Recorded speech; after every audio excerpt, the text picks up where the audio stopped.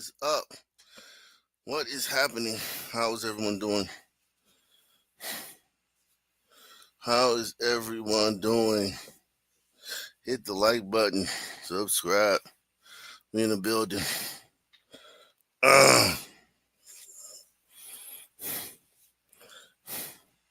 Yeah. We are in the building. Salute to everybody out there. Got a great show for you guys tonight, man. This morning, meant to have a great show for you last night, but things didn't work out last night. Shout out to nothing but a hound dog, Jared Pierce. Shout out to you guys. Salute.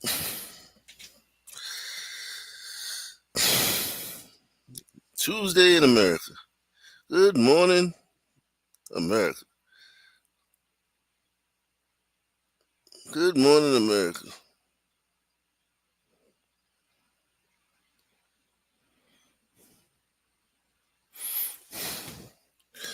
Good morning, America. Yeah, man. We early today, man. We early today. Definitely early today. Make sure you hit the like button.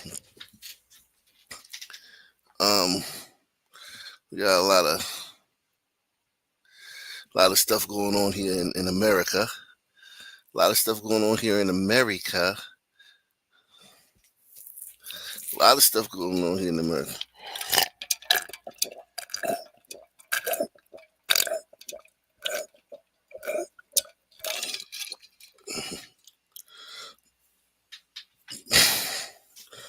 A lot of stuff going on here in America.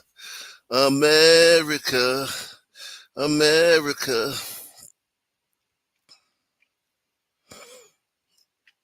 Hella early? Yeah. Is there only 6 here? Let me see. How many people are here? Oh, wow. Yeah. Salute. Wherever you watching, Arc Nation, Black Colombo or Arc Nation News, wherever you watching.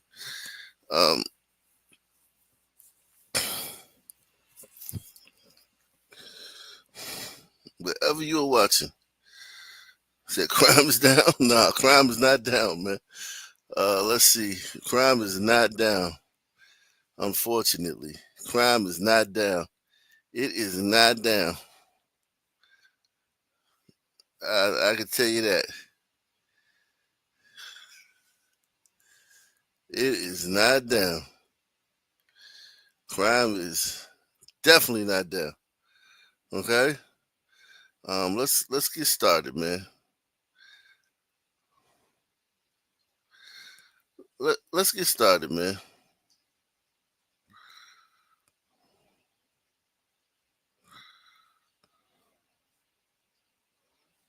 Let's get started, guys. Shout out to my man Manos, man. Manos is in the building. Manos.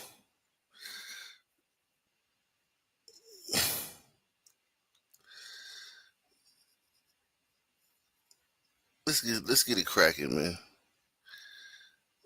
Let's start it like this, son.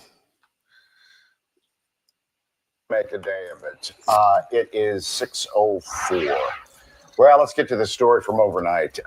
An 18-year-old man shot and killed after apparently an argument with a bunch of other people.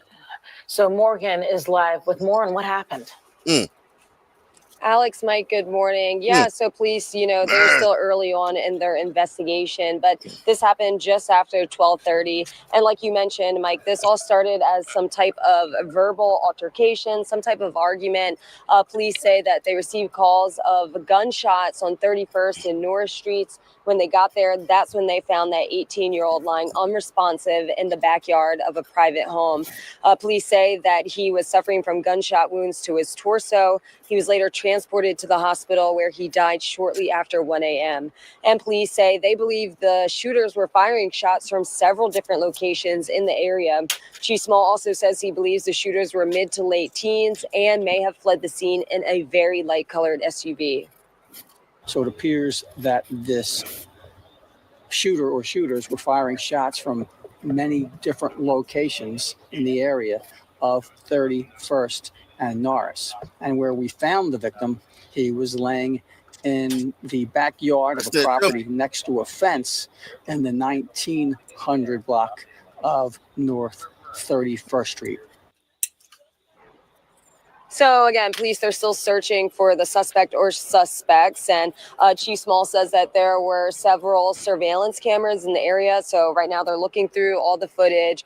They do have about 2 witnesses. Again, those are the ones who said that they saw or heard this verbal altercation or argument going on. So hopefully we can get some answers later on in the morning. For now, arguments. They said dudes was busting at him from different angles. Jesus Christ.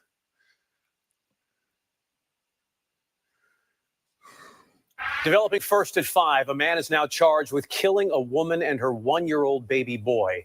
The Berks County District Attorney announcing additional murder charges against 61-year-old Jose Rodriguez.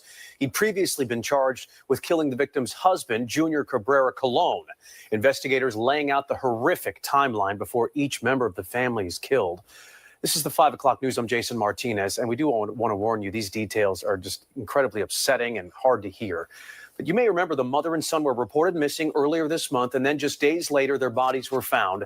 Kelly, you were there for today's painful announcement. What are you learning? Yeah, Jason, that's right. Extremely painful to hear. The investigators did say today this is still an active investigation, but did say there was some sort of intimate relationship between the defendant and one of the 3 victims, and clearly something went wrong. The DA said the defendant did confess to all 3 murders. He called this case extremely difficult and said they are looking at possibly pursuing the death penalty. Unfortunately, in our jobs, we deal with bad things all the time. This is a different level. For the first time, the Berks County District Attorney outlining the horrific timeline of the murders of 31-year-old Junior Cabrera Colon, his wife, 31-year-old Geraldina Peguero Manciba, and their 1-year-old son, Jaden Junior Peguero, allegedly at the hands of 61-year-old Jose Rodriguez. The DA says he confessed to all 3 murders. The loss of life. Hey, Wicked, man. Wicked, you on Burritos is on the board, man. That's a 3-pointer. This was 3. This is a 3-pointer from half court. Man. Woo. DA says he confessed to all 3 murders. The loss of life of these adults that were killed was unnecessary. The loss of life of that 1-year-old was cruel. It was horrible. The DA's office announced the arrest of Rodriguez for the murder of Junior last week. Investigators say he was shot in the head, found early on September 13th in the brush along River Road in Bear Park, where there is now a growing memorial. That is the investigation that started all of this, the finding of the body in Bear Park. But it was actually the last murder that he committed. The DA says Reading police learned that no one had heard from Junior's wife and their 1-year-old son since the day before, September 12th. Cell phone records led them to an access road off East Holler Lane in Ontalani Township, where they found Geraldina's body, and days later, not far away, they found Jaden in a shallow pond.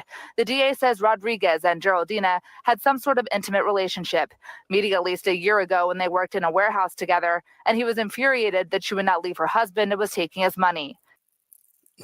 Holy shit.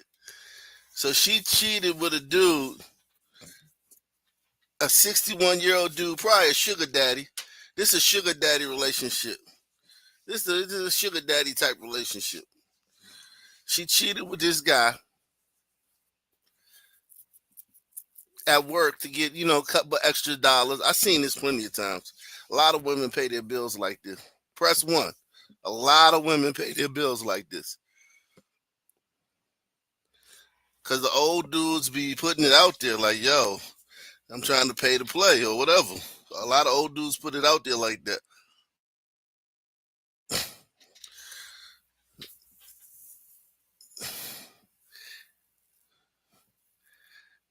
Remember that girl in PG County a couple of weeks ago, that young girl that got killed by that hombrito?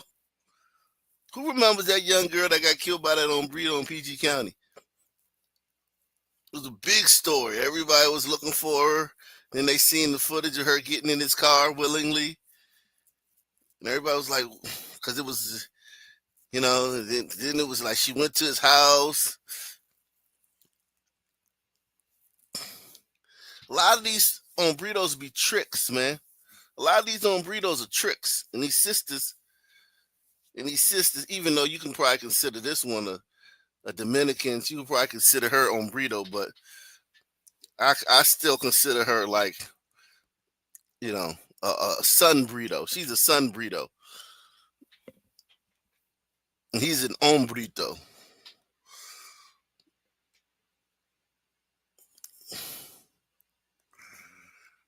Man, her baby. He said he may not be getting that in return, but nudes. Yeah, like, yeah, and this dude fell in love, so he killed her husband, her daughter, her wow. Rage, man. The throes of, like, you playing with me. Like, you playing with me. I wonder what his criminal record is, man. He's probably got, history, because you don't just jump off the deep end like this. I don't think so. Yeah, hit the like button, support the channel. I don't think you just jump off the deep end like this. I think this guy's probably got an extensive criminal record. He's 61.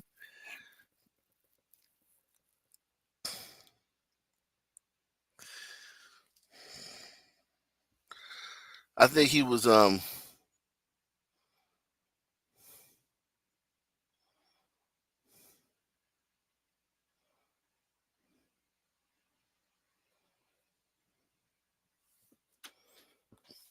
shout out to Boy Kachina. Salute to you, Boy Kachina, man. He says Philly's mayor is raising the Chinese government flag September 30th in a ceremony designed to get us enslaved, ironically. Salute. The 30th is tomorrow, right?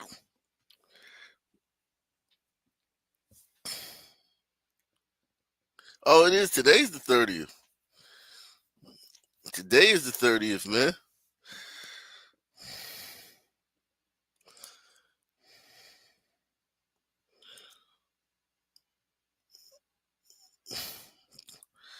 Today's the 30th. We got to see that, man. Shout out to my man Pete, man. Pete say, this is all Philly news right here. We got to check in on that, man. All these stories is Philly news, man.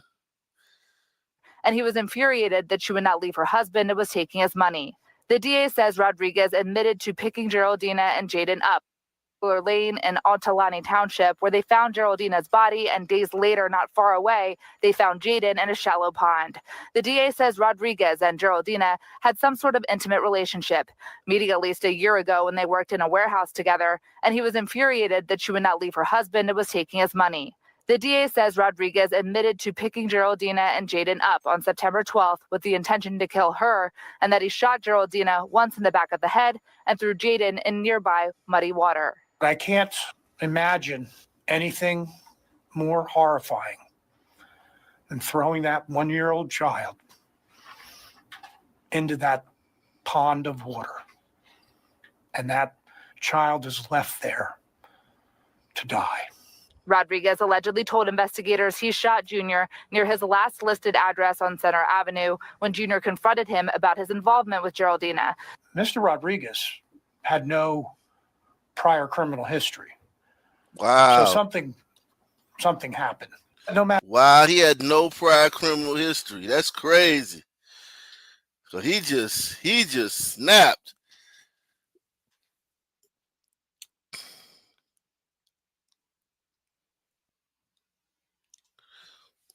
He's like, yo, stop playing with me. Like, I know you think I'm sweet. I know you think shit's sweet, baby, but I need you to really stop playing with me. And I'm not saying, I'm not trying to blame the victim. I'm definitely not trying to blame the victim, but shit. He was like, nah, man, you got me fucked up.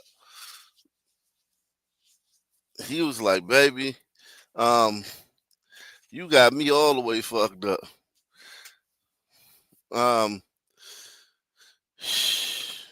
Picking Geraldina and Jaden up on September 12th with the intention to kill her.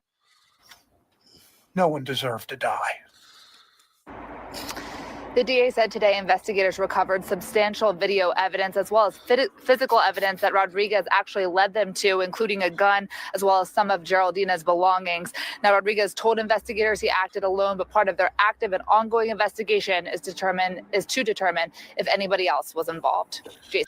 Salute to Pete, man. Pete says, when I have antisocial thoughts, I remind myself that I'm a sun man. Then whatever happens, happens. Yeah, man. You gotta I have a lot of intrusive thoughts, man, all the time, man. Yeah, man. It just, yeah. Yeah, man. Yeah. A lot, man. You gotta fight it, man. You gotta fight it. You gotta be lucky too sometimes. You gotta be lucky. You know? You gotta fight it. You gotta be patient. Be patient.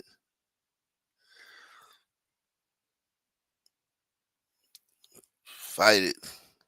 Breaking overnight, a man is injured after a road rage shooting along the Vine Street Expressway near the Ben Franklin Bridge. It happened around 10 last night when Philadelphia police say a driver was about to get onto the bridge when another driver opened fire. Several bullet holes were seen on the victim's car. The 31-year-old victim was taken to the hospital and is in stable condition. So far, no arrests. Hey, you're taking a live look now at the nation's capital where the clock is ticking as the government shutdown deadline gets closer. Members of Congress have to vote on a new short-term spending bill by Tuesday night. Ahead of this, the Trump administration is threatening more permanent job cuts if the Senate can't reach a deal. Last week, the House passed a continuing resolution which would fund the government until Thanksgiving, but Democrats are pushing for more money for health care, among other priorities. Meanwhile, Portland, Oregon is now the next city on the list to see the National Guard as part of what President Donald Trump says is a push to protect the nation. The president says he's directing the defense secretary to send troops there, authorizing full force if necessary. In a true social post, President Trump called the decision necessary to protect, quote, war-ravaged Portland and U.S. Immigration and Customs enforcement facilities. Portland's mayor says there's no need for troops and the president will not find lawlessness or violence unless he plans to perpetrate it. No word yet when troops could be deployed.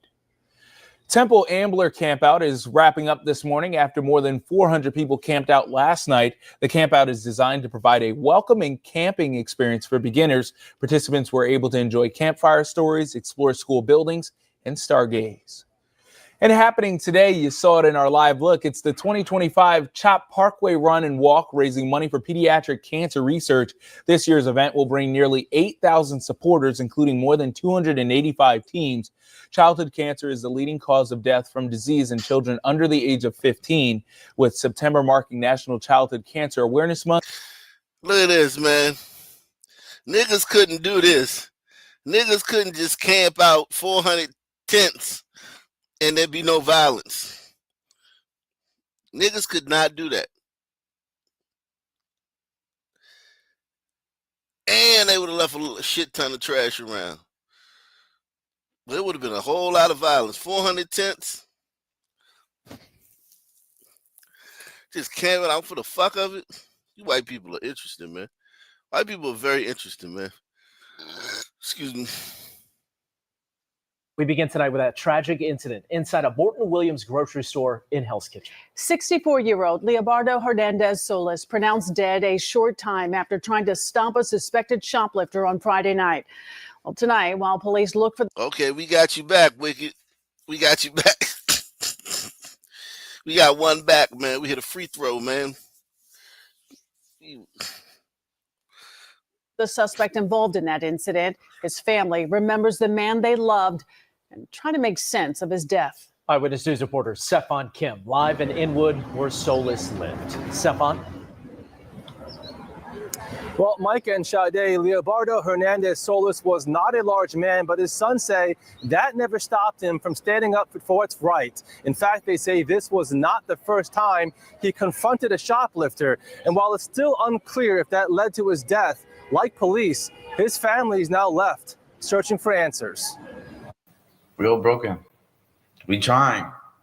Honestly, we all broken. Sometimes there are not enough words to describe the anguish eating you up inside. Henry Hernandez and his family still trying to understand how their father, 64-year-old Leobardo Hernandez, could be gone. He was a family man. He was always he was always there for us, very supportive.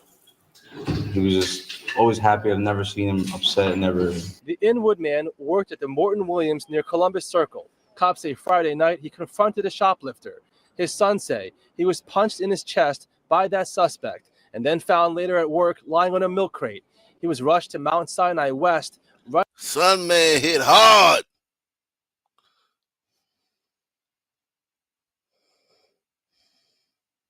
At the Morton Williams near Columbus Circle. Cops say Friday night he confronted a shoplifter.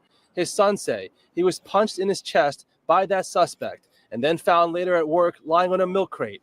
He was rushed to Mount Sinai West, right around the corner where he was pronounced dead.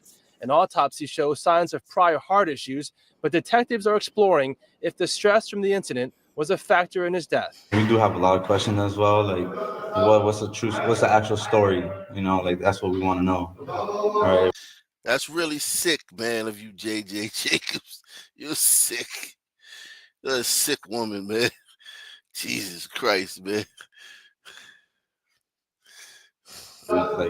We had different stories, trying to put the pieces and puzzles together. A spokesperson for Morton Williams in a statement says, "We are heartbroken by the loss of Leobardo Hernandez, our beloved colleague and a treasured member of our Morton Williams family. He was a dedicated team member for more than 10 years, and our prayers are with Leo's family and friends at this difficult time." Hernandez leaves behind 3 sons and a daughter. His youngest remembers how proud his father was of him when he told him he wanted to serve his country.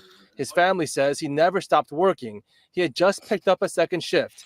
His son Henry doesn't know what he'd say to his father. Now, these are the type of hombredos I like. Serving your country, man. Working, man. Speaking English. If he had one last chance to say goodbye. See, so much. There's so much. And nothing can come out right now. But he can hear his father speaking to him, even in death. Knowing him and what he said in Spanish, well, I started getting, everything's going to be fine, bro. Everything's going to be fine. Things are going to get better. Meanwhile, cops are not ruling out that this case could turn into a homicide investigation. Police have made no arrests. Reporting live in Inwood, Stefan Kim, Channel 7, Eyewitness News. Oh, man. Heartbreak and disappointment for a Prince George's County mom today. The young boy who murdered her son is now being released from probation. It's a story that News 4 has covered for years. The boy who pulled the trigger was just 12. The victim, 13-year-old King Douglas.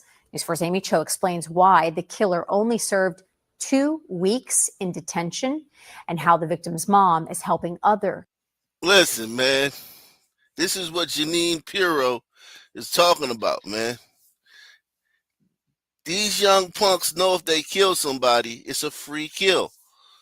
It's a free kill. And that's dangerous. The music they listen to, the environments they come from, their own natural DNA and IQs, and you telling them, hey, man, if you kill anybody before this age, it's a free kill. Grieving families.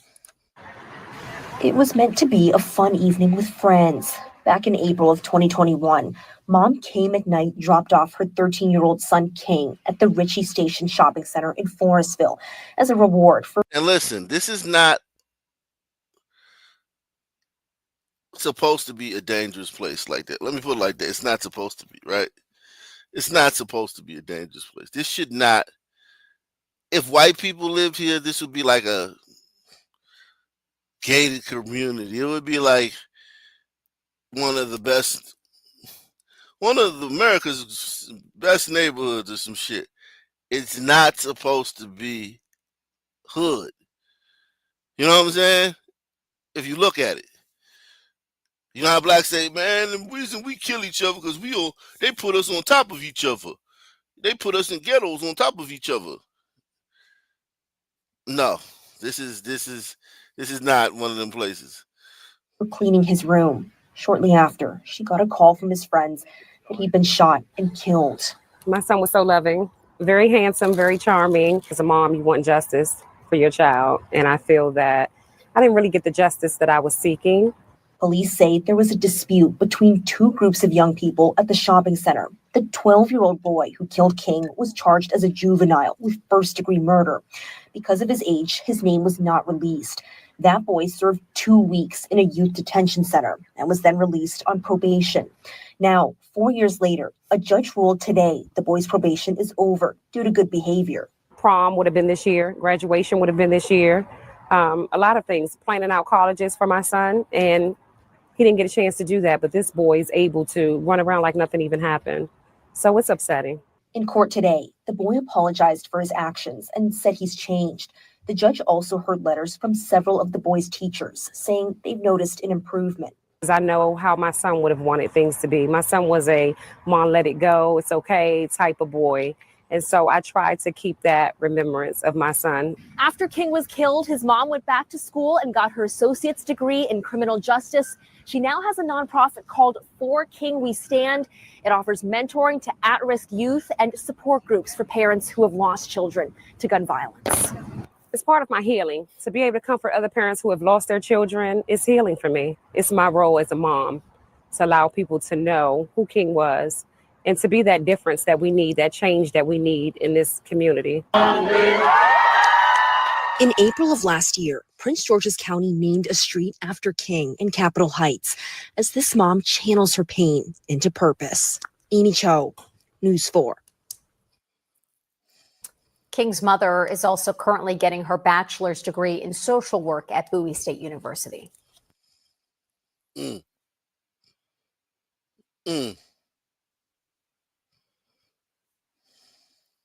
Wow.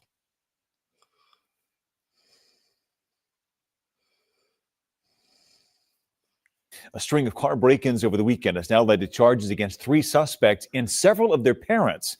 Police in Gloucester City arrested a 16, 17, and 19-year-old over their alleged involvement in a series of burglaries early Sunday morning. But when police charged the teens, prosecutors opted to also hold their parents to account, accusing them of failing to supervise their children. I remember this. This is, Gloucester County. This is only in this county. Don't get too excited, guys. This is only this county that does this. At least in Pennsylvania, this is or New Jersey, wherever it is. It's not like a nationwide thing. Take the $10, the $20, the $30, the $40, whatever challenge you want to take it. Sponsor today's show. We going in, man. This is good though. This is a good start, but I don't want you guys to get too excited. It's not everywhere that they do this. A string of car break-ins over the weekend has now led to charges against 3 suspects and several of their parents. Police in Gloucester City arrested a 16, 17, and 19-year-old over their alleged involvement in a series of burglaries early Sunday morning. But when police charged the teens, prosecutors opted to also hold their parents to account, accusing them of failing to supervise their children. New Jersey correspondent Trish Hartman has the details tonight. 3 arrests were made after the alleged thefts from vehicles, but the parents of the juvenile suspects were also charged. Police say it's an effort they've been using for quite some time to cut down on juvenile crime. It was early Sunday morning, around 1:30. Surveillance video shows 3 people walking near vehicles in the Highland Park section of Gloucester City. Police say it was these 3 who were arrested a short time later for breaking into cars and stealing things. You can see one trying to access cars in a driveway across the street, running from the house when a light goes on. Denise Glassman says her son-in-law's car was hit, left unlocked on Saturday evening. That's when he called the police and found out that they had got his car along with all the other cars on the street. She says credit cards were stolen out of it, and his bike was also stolen out of the driveway. His kids were upset. My grandchildren are very scared now that there's going to be somebody coming to take their things. Police say several vehicles were burglarized over the weekend. 3 suspects were taken into custody. 2 juveniles from Camden, 16 and 17 years old, and 19-year-old Wesley Hunter from Cherry Hill. Hunter had outstanding warrants and was turned over to Camden County Police. The juveniles were released to their parents, who were also charged with failure to supervise their child. If somebody came to my house and said my kids did something wrong, I would take responsibility. Absolutely. These parents need to take responsibility. The police. Yeah, but you not a Shaniqua, man. You might be a stand-up guy, but most people are gonna have a problem with this, but I love it. I love it. You got to be vigilant. Force these motherfuckers to be vigilant when it comes to keeping their kids out of trouble. But I work 3 jobs. Hey, man, you got to figure something out. You better figure something out. But his dad's not around. Hey, hey, man. I don't know what to tell you, baby. You got to figure something out.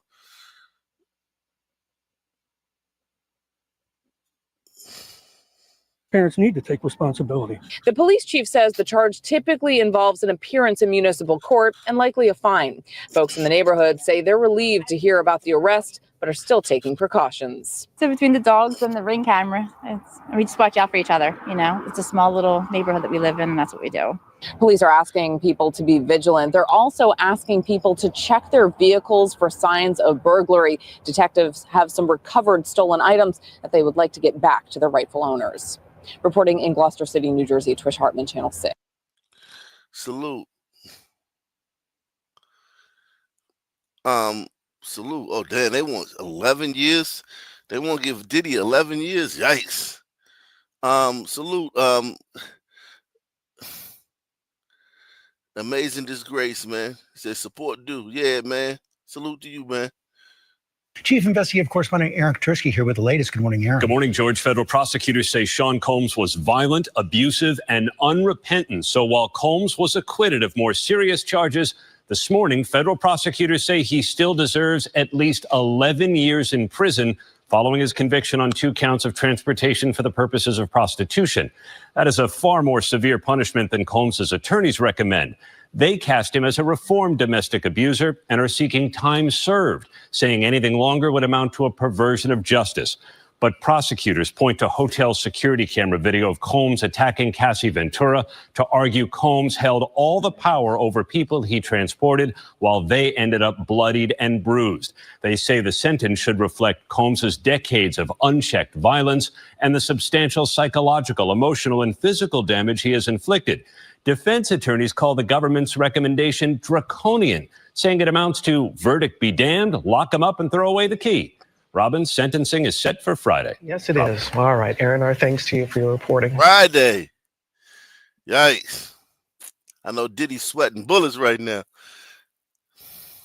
Good evening. I'm Ryan Jenkins. And first tonight, TMJ4 News has learned the man arrested for shooting and killing a Canadian tourist was a DoorDash driver. Police say 35-year-old Luis Cruz Burgos was arrested when they conducted a search warrant on Cruz Court in Sheboygan last night. He's now facing a charge of first-degree reckless homicide. I have been in Sheboygan Falls reporting on this shooting since it happened on Wednesday. Tonight, the victim's family asking me to share this statement, thanking police for making an arrest and sending their appreciation to, quote, all the local businesses who have offered their services and to every person who reached out, sent a message, or held us. This fucking guy came down for a golfing tournament and got whacked by a goddamn DoorDash driver. What the fuck? In their prayers. They also say they're working to bring Mike's body home to Canada, which they hope to do on Monday. A newly obtained criminal complaint details the moments leading up to that shooting. Kaylee Starro went back to Sheboygan Falls today. She joins us now with a breakdown of what's in that criminal complaint and has reaction from neighbors like Carla, who are glad an arrest was made. New video from a neighbor shows authorities entering a Sheboygan home Friday night. Yeah, this is not going to be done in like 12 minutes. Taking 35-year-old Luis Cruz Burgos into custody. He's the man now charged with the murder of Canadian tourist Mike Robinson in Sheboygan Falls earlier this week. When I went back to the home Saturday, a woman who said she was a relative answered the door. No comment from you guys? I can't say nothing right now. Neighbors tell me the family moved in about a year ago, kept to themselves, and often ordered DoorDash. Now, new court documents obtained by TMJ4 show Cruz Burgos was working a DoorDash delivery in Sheboygan Falls when he encountered Robinson and his group. Prosecutors say the group had just left a bar after celebrating a hole-in-one Robinson made earlier. Oh, so they might have been a little saucy. White boys a little saucy. Hey there, you goddamn. Hey there, you goddamn. You goddamn immigrant. Give me my damn DoorDash, you damn immigrant. Should the goddamn go Trump, MAGA country. This is MAGA country. Get out of here, you goddamn immigrant. Was working a DoorDash delivery in Sheboygan Falls when he encountered Robinson and his group. Prosecutors say the group had just left a bar after celebrating a hole-in-one Robinson made earlier that day. They tried to order an Uber, but there were no rides close by, so they asked Cruz Burgos for a ride back to their hotel in nearby Kohler. After being told it would be $60 per person, later described as $40 total, the group decided they would walk away. The criminal complaint says minutes later, the group with Robinson saw a car identical to Cruz Burgos's drive past and a shot was fired. Robinson died at the scene.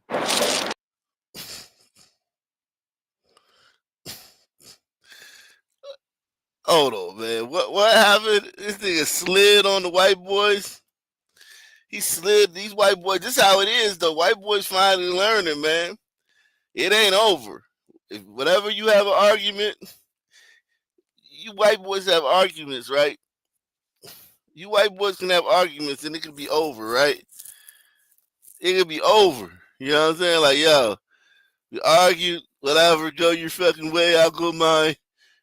Look, dude, it's over, man. Dude, it's over, okay? You go your way, I'll go mine. Nah, not with these brown people you love. Not with these brown people you love.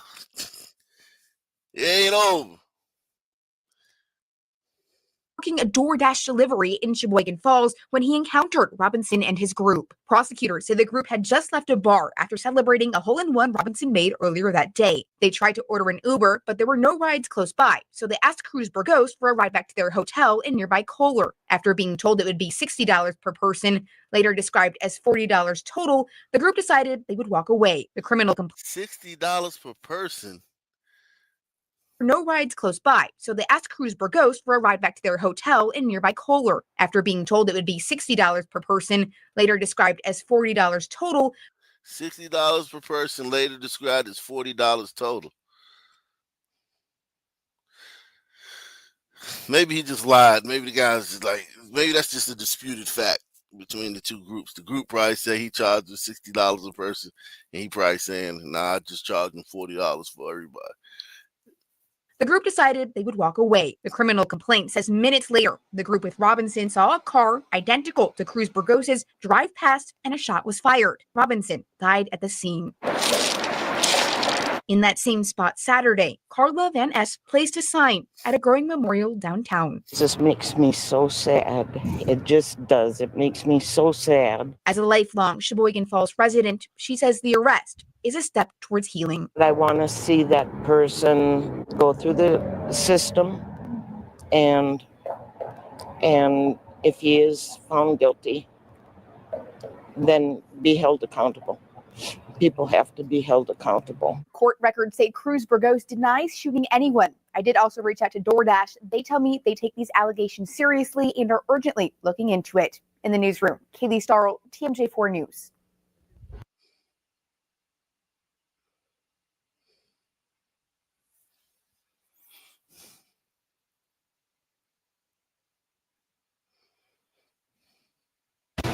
Leading us off tonight at 5, we begin with breaking news. A Sheboygan man being held on $2 million bond on charges he shot and killed a Canadian tourist in town last week for a golf outing. 35-year-old Luis Cruz Burgos is charged with killing.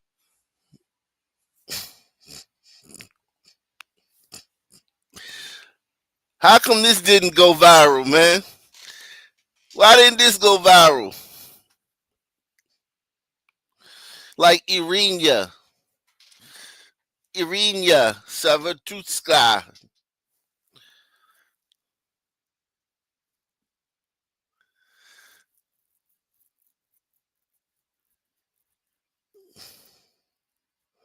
Irina Savitutska. Whack this white dude, man. Yo. You wiggity whack this white dude. He got this white dude up out of here, man. He was like, yeah, man, you know, here on Earth, we gonna no longer need your services here on Earth, man. He sent my man to the upper room, man. He came over here and just like, yo, man, white boy say something to me, I'm sending his ass to the upper room. It's a real stat. White boy, I'm sending your ass to the upper room stat. Like, seriously, man, stop playing with me. Like, on everything, stop playing with me. Damn.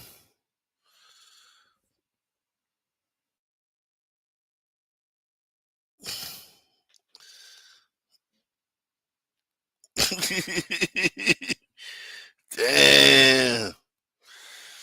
Yeah, he just got a hole in one, and then he got a hole in one, and then he got one hole in him. Damn. That was probably great day, man. You come down from Canada. You come to a white town for a golf tournament, hit a hole in one, celebrate with all your friends. It's a small little town, so it ain't really no Ubers. Hey, Paco, can you give us a ride back to the hotel? That'd be $60 for $60 per person. Oh man, $60 per person. Come on, man, Paco. $60 per person? That's you robbing us. Hey man, take or leave it, man. Oh, fuck off, man. Fuck off, Paco. Fuck off. All right, I show you fuck off. I show you fuck off.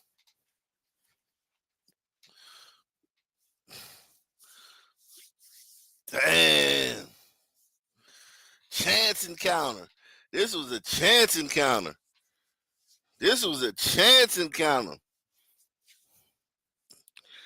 Well, white boy had a chance encounter with a goddamn hombrito.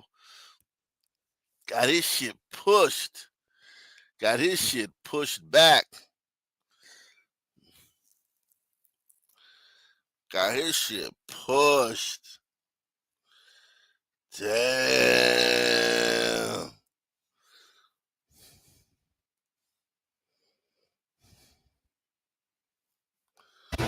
Leading us off tonight at 5, we begin with breaking news. A Sheboygan man being held on $2 million bond on charges he shot and killed a Canadian tourist in town last week for a golf outing. 35-year-old Luis Cruz Burgos is charged with killing Giovanni Mike Robinson as he and his friends walked back to their hotel early last Wednesday.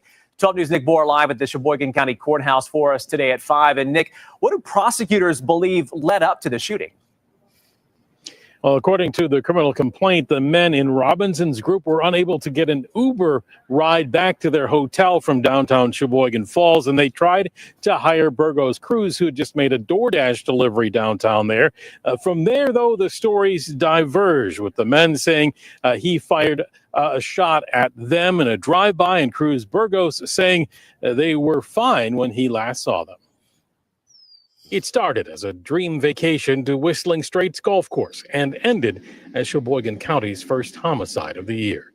32-year-old Mike Robinson, here from Canada with family and friends, shot to death in downtown Sheboygan Falls. I asked the court consider a $2 million cash bond. 6 days later, his accused killer is making his first court appearance.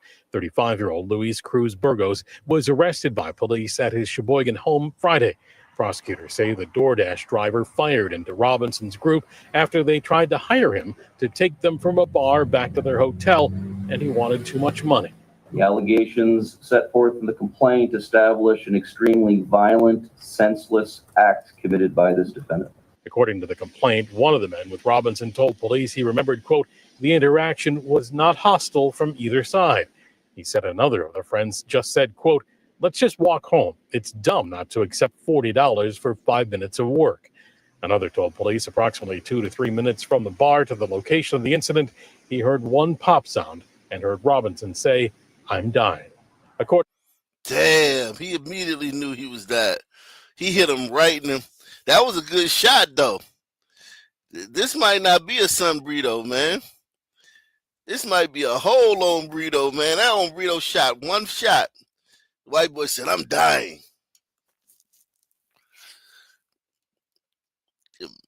One shot.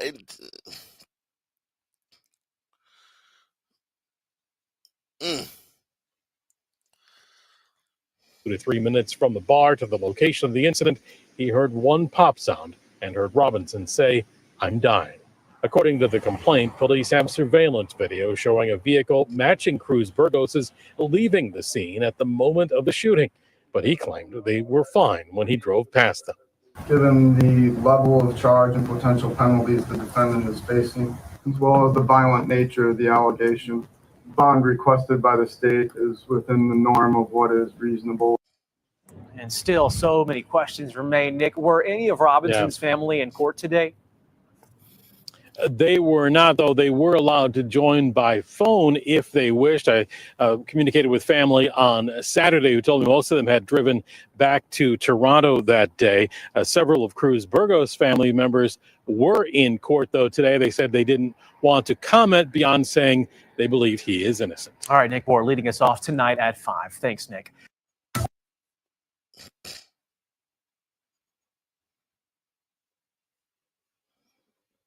A domestic attack in Fayette County leaves an entire family wounded, including children.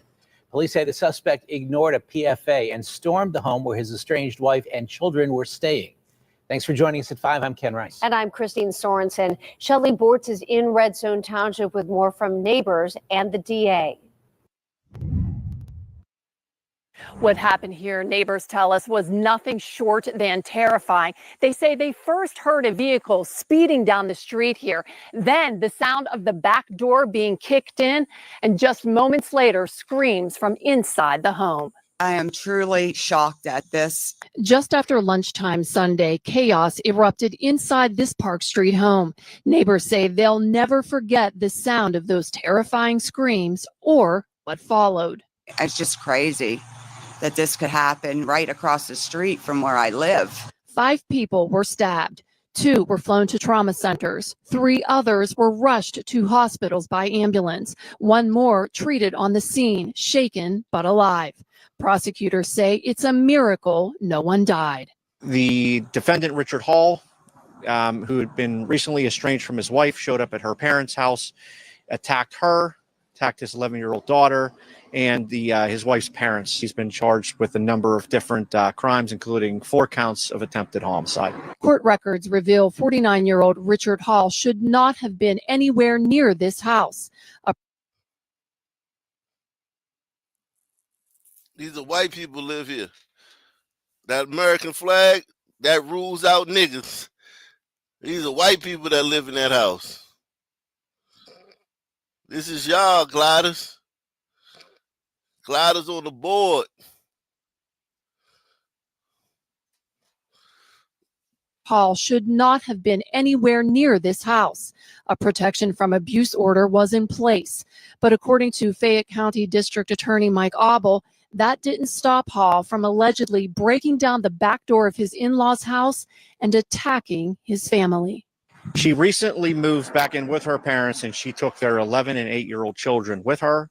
He showed up at the house. It seems like he had some kind of conversation. She wouldn't let him in. He physically broke a window door to get into the house and then began attacking her with a knife.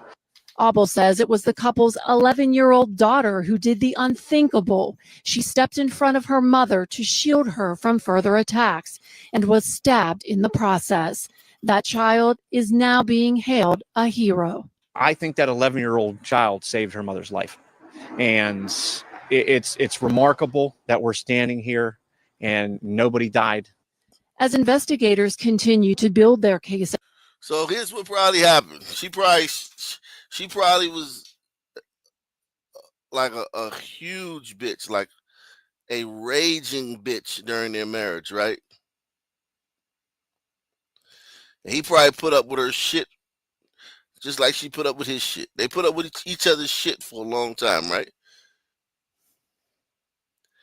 And then she, left him because the woman always is the one that divorces or leaves, and took his kids.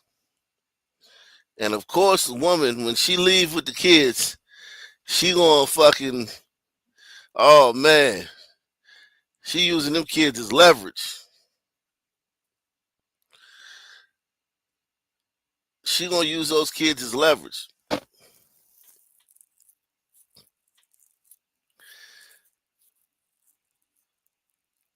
He probably got tired of that shit and snapped.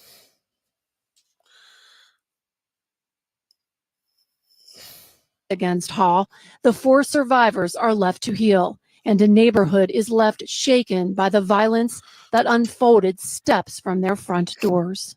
Horrible situation, and we're just glad that everybody came out of it the way they did. But he will be prosecuted to the fullest extent of the law.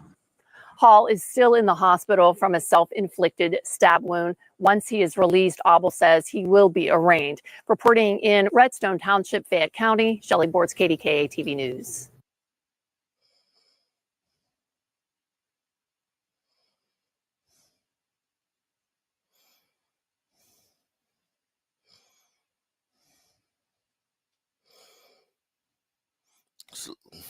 Salute to S-Freak. S-Freak in the building, man. Learning new details about a fight on the University of Idaho campus on Wednesday night that left one man in critical condition. Gliders again. Gliders again. You damn gliders. Gram 2's Christian Garza has been following this story all day and brings us the very latest. Today, the family of one Moscow man is trying to wrap their head around what happened on Wednesday night here on the University of Idaho campus that left their son in a medically induced coma. He's the kind of guy that everyone loves. He's like everybody's best friend right out the gate. A friendly face nearly unrecognizable after a fight on the University of Idaho campus almost killed him on Wednesday night. It's a parent's worst nightmare. After a Damn, he got fucked up. I know Dad probably think I should have taught this motherfucker how to fight, man. Shit. I should have taught him how to fight. Fuck the violin. I told you, honey. Can those violin lessons. He need to send his ass. He need to learn. This motherfucker need to take karate classes, man. I told you, honey. You wanted him to play the violin. Who the fuck plays the violin nowadays? Shit. He got fucked up. He got his ass whooped, man. I will stab the shit out you before you hit me, before you whip my ass like that. I'll fucking cut your ass. I will cut you.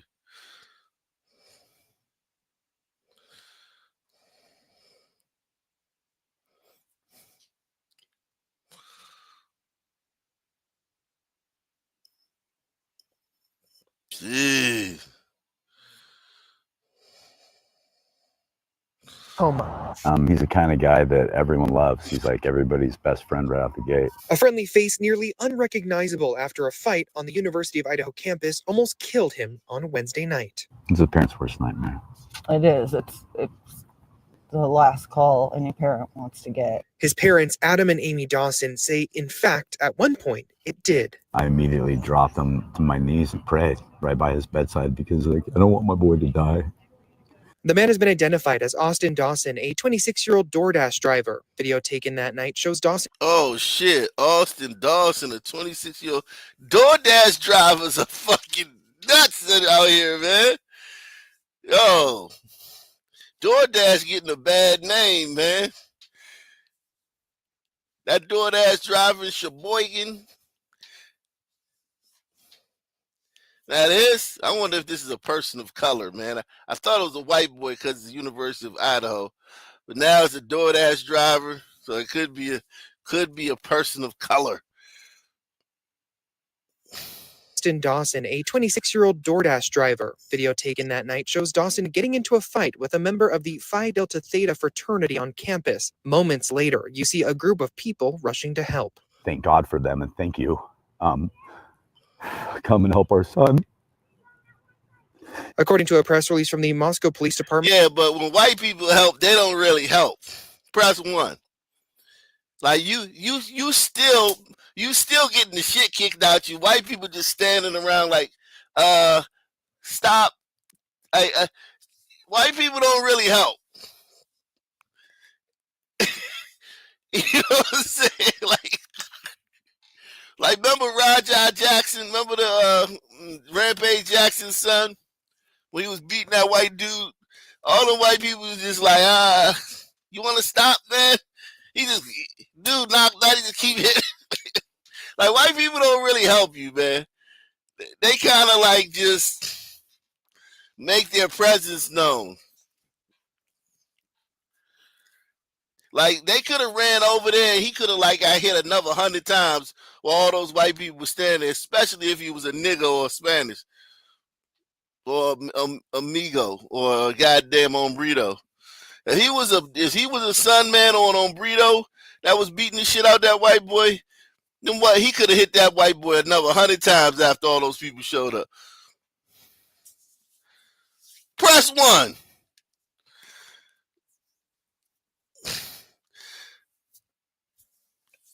Now you rather have white people, like if you need life-saving treatment or first aid, you want white people.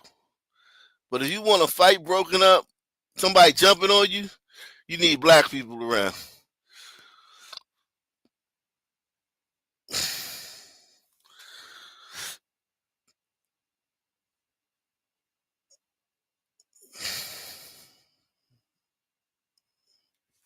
A 26-year-old DoorDash driver. Video taken that night shows Dawson getting into a fight with a member of the Phi Delta Theta fraternity on campus. Moments later, you see a group of people rushing to help. Thank God for them and thank you. Come and help our son. According to a press release from the Moscow Police Department, the fight started just before 9 p.m. Dawson's family says his injuries were so extensive, he was life-flighted to Lewiston, where he remains in a... See, I told you. That don't look like no extensive injuries before the fight. Like, look at them fighting. They both on their feet. They throwing the dukes. In that night shows Dawson getting into a fight with a member of the Phi Delta Theta fraternity on campus. Moments later, you see a... Yeah, he was fine until all those white people came over there and watched him get his fucking head kicked in. Those white people probably watched him get kicked in his head 1,000 times. And I was like, all right, dude, come on, that's enough, man. Press 1.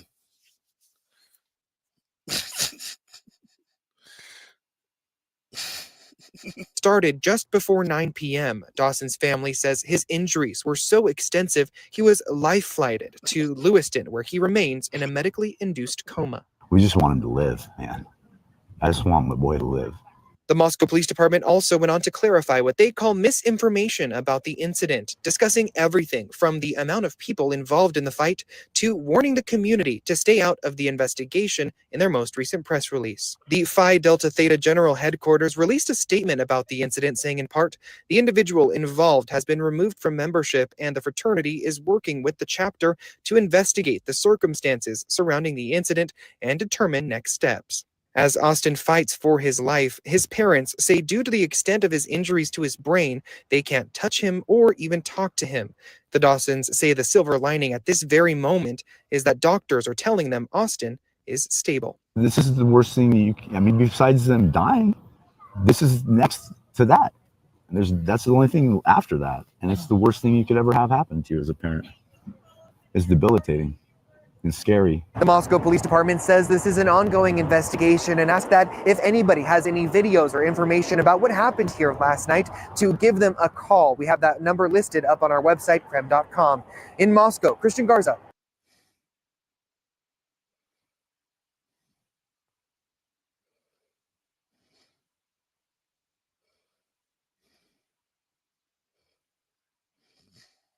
Salute to Mike Amin, man. He says, good morning, Akintunde. Salute from Tampa. Tampa in the building. All right, let's see what's happening here, man. This is viral. I think this is going viral. Let me see. Is this going viral? Not quite. Not quite yet. Oh, yeah, it's going a little viral. So I don't know. It's at a bar.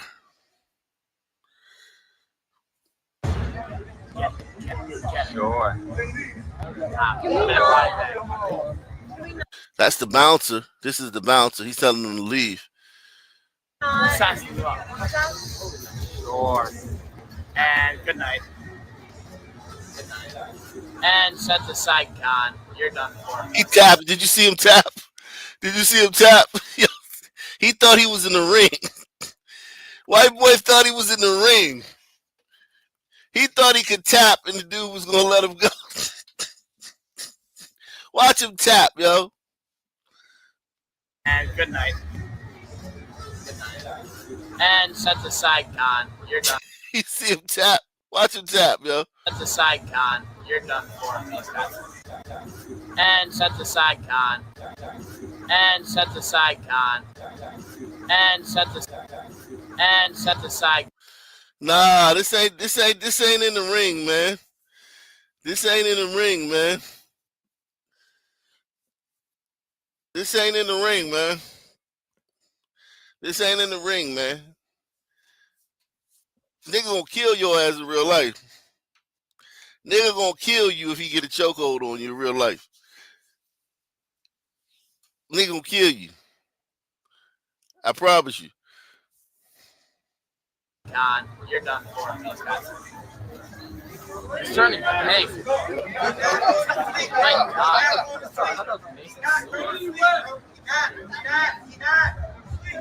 He tapped. He tapped. Let him go. Let him go. Yo, chill out. Well, the white people ain't helping. Why the white people? He's dying. Yo, this kid is literally dying. He can't talk. This kid can't talk. He can't talk. He's not like, get on me. He can't talk. That's how, and the white people just gonna let him die. The white people just sitting there watching. I'm telling you, man, white people would not help you if a person of color is attacking you. If a person of color, if you was choking a nigga like that in front of a bunch of niggas, I don't care if you was a cop. Press 1. I don't care if you was a cop and you was, listen, if you was a cop and you had a nigga on the ground trying to put some handcuffs on him and it was a bunch of black people around, they not letting that, they gonna help. Press 1. That kid is dying, man. He can't even talk.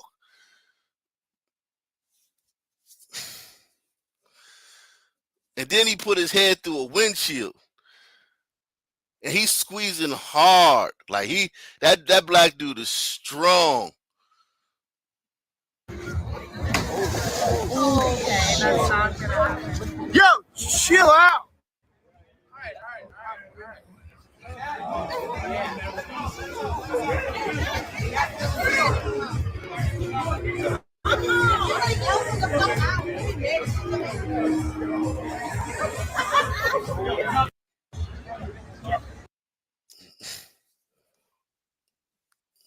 Good, lucky this dude was here. Lucky that dude was there. He saved his life. He saved his life. Sure.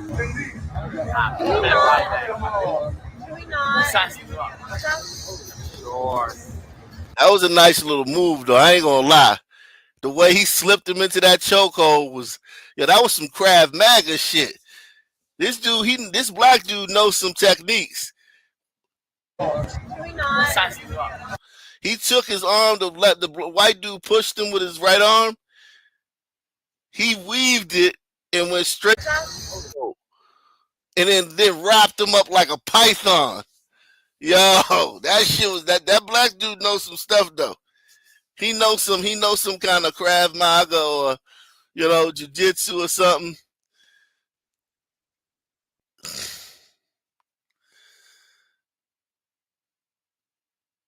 He said, "You think gliders respect authority too much to jump in?" Shit, they wouldn't have jumped in even if it was a random Sunman.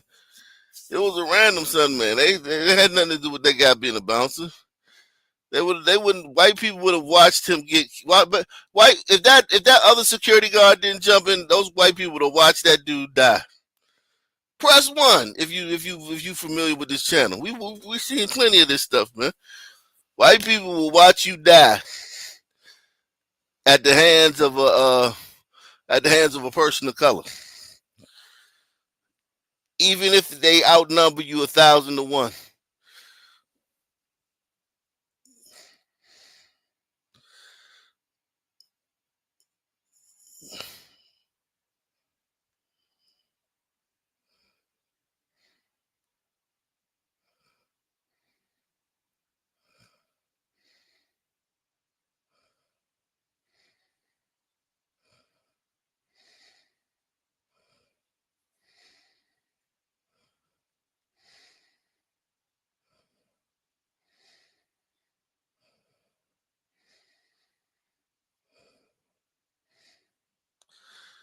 So it says, domestic dispute turns into a drunk block party as random strangers crash NYPD call. NYPD officers thought they were walking into your standard domestic violence call. 2 people yelling at each other. Cops step in. Situation handled. Instead, it turned into an open mic night for chaos. Random strangers started wandering up like it was a block party, shouting at cops and getting in on the drama. And just when things couldn't get any weirder, the couple at the center of it all suddenly teamed up with the hecklers like they just discovered new best friends.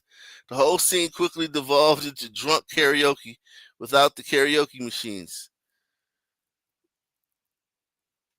Oh yeah, I can't. Oh, it says for licensing email. I ain't watching that shit. They been giving me too many strikes, man. Holy shit. 3 men in polyamorous relationship have adopted a 3-year-old girl in Canada. For the last 7 years, Jonathan Bédard, Eric Leblanc, and Justin Maheu have been waiting to become parents together, something that officially happened yesterday. She's perfect, of course. Like any, she's curious, she's energetic, she loves to play, she loves to jump, she loves to dance. They adopted their 3-year-old through Quebec's Youth Protection Services, but first had to be approved as foster parents, something that required a lot of work and openness, they say, to their relationship. We had a lot of things to go through in order to be able to have that accreditation.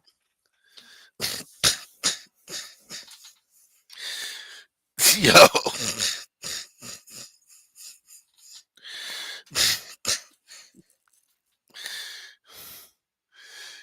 Yo.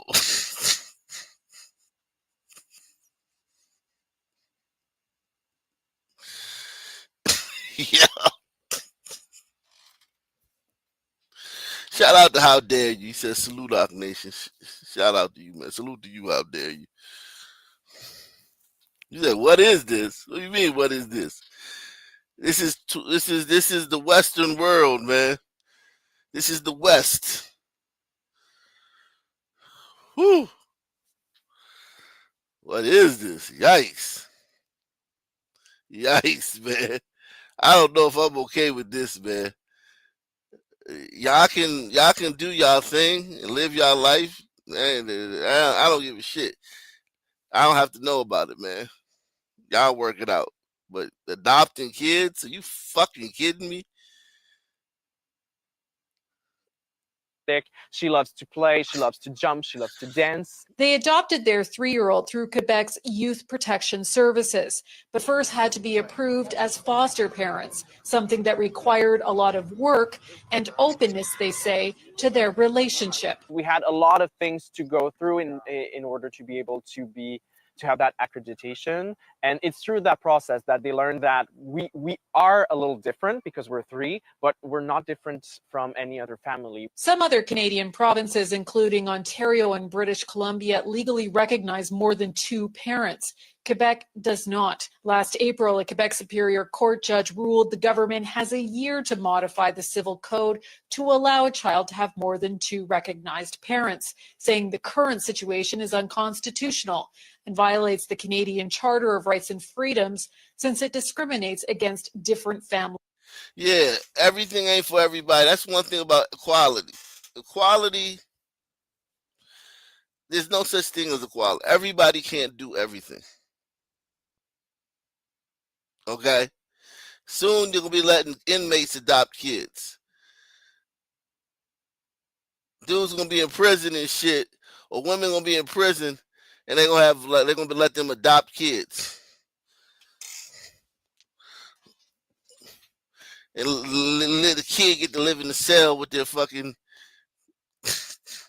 like, nah, man. Everybody don't get to have everything, man. Models. Quebec is appealing the decision. The Justice Ministry declined our request for an interview, saying they won't comment since the matter is in court. We think that either way, it might go all the way to the Supreme Court. Yeah. But we're saddened from the fact that we're not backed by our own government, which is supposed to be an open government that wants to help every single family. While the law see, an open government that wants to help every single family. Nah, you can't help everybody with everything. That's the shit. That's the problem with the West. Everybody, everything equal. No. Life's not like that. The jungle's not like that. Recognized all 3 as parents. They say they're sharing the responsibilities equally and doing whatever they can to create a stable home and secure future for their.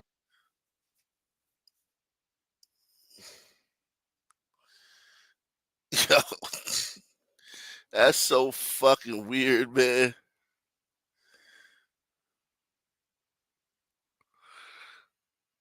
Who gets the child if they break up? Who gets the child?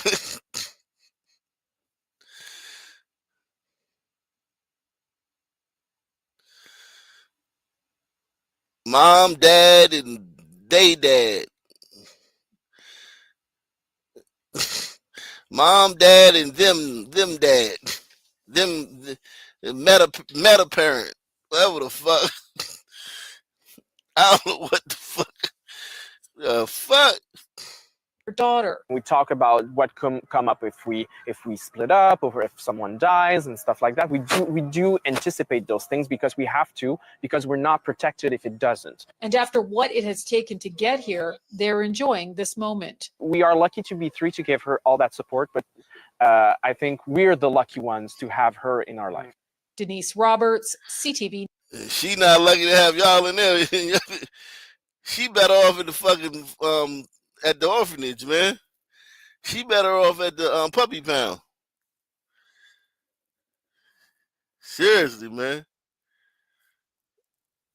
She was better off at the puppy pound, man. I ain't gonna lie to you, man.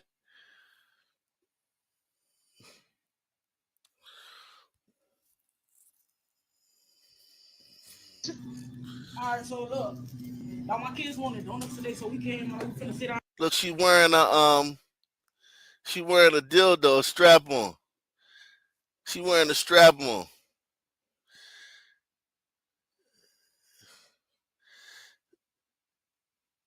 Y'all ain't know that they wear strap-ons. That shit is crazy. The Dykes, man. Salute to how dare you, man.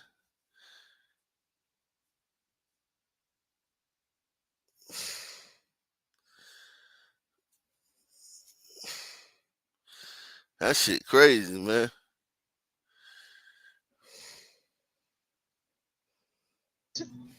All right, so look, now my kids wanted. Even niggas shit don't be like that. Like they do too much. A nigga shit when your shit on the soft, man, your shit don't they walk around with a strap. They trying to be men, but it's like they doing too much. Like that shit is obscene, man. That's like a nigga walking around with his dick hard all day and shit.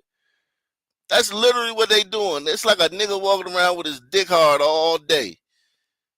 Just for no reason. That shit is obscene for children. Like, if she around children, it's another thing, just like the white dudes. Like, that's inappropriate to be around children with basically your dick hard all day. Just all day. At 60 minutes an hour, 24 hours a day, you walk around with a hard dick around a bunch of children.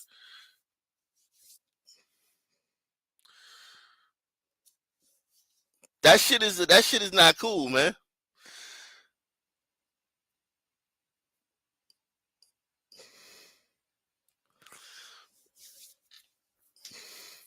Cause I'm a man and I don't know about y'all, but my shit don't be hard all day. I know when I was in high school or something, you know, my shit would just randomly spring up and shit out of nowhere, like bing, like what the fuck?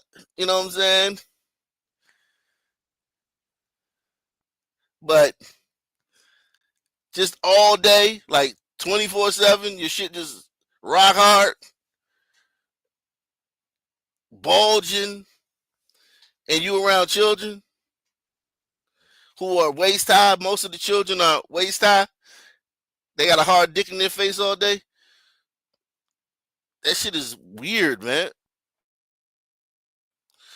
That shit is weird.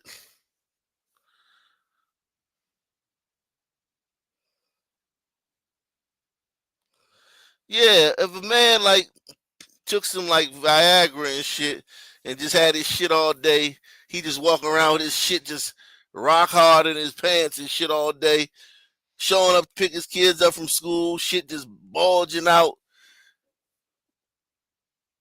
walking around everywhere with his kids with his shit just sticking out.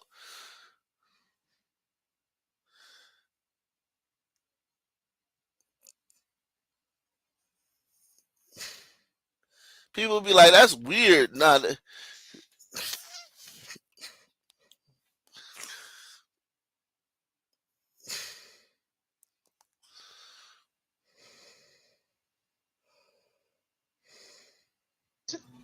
All right, so look, y'all, my kids wanted donuts today, so we came. We finna sit down in front of us, and we finna enjoy our donuts. Open the box. I want to do this one on one. Come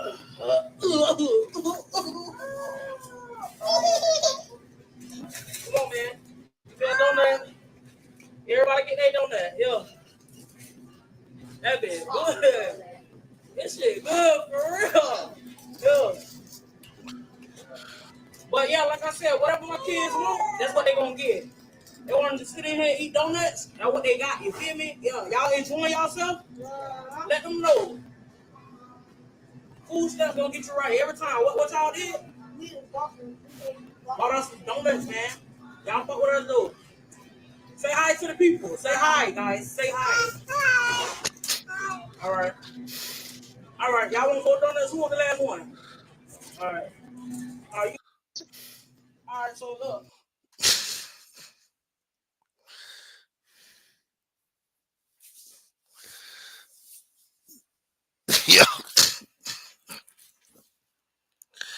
That shit is debaucherous, man. This is debauchery.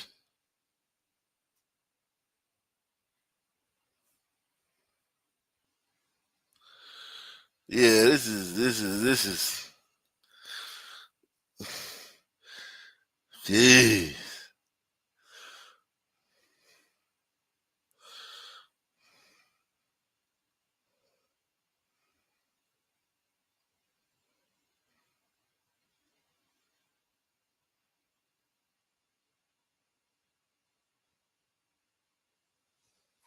Damn.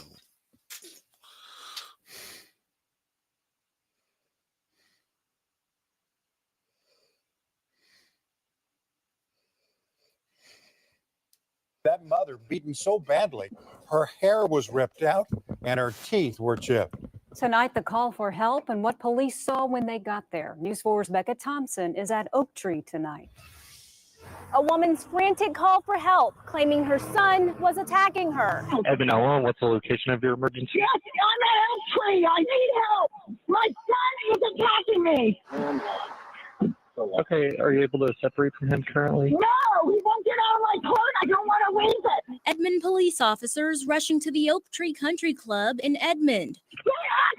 Ma'am, are you able to separate from him? The 74-year-old woman on the line telling dispatchers her son, 48-year-old Donald Chadwell, was pulling her hair and slamming her head into the dashboard of her car in the parking lot of the country club.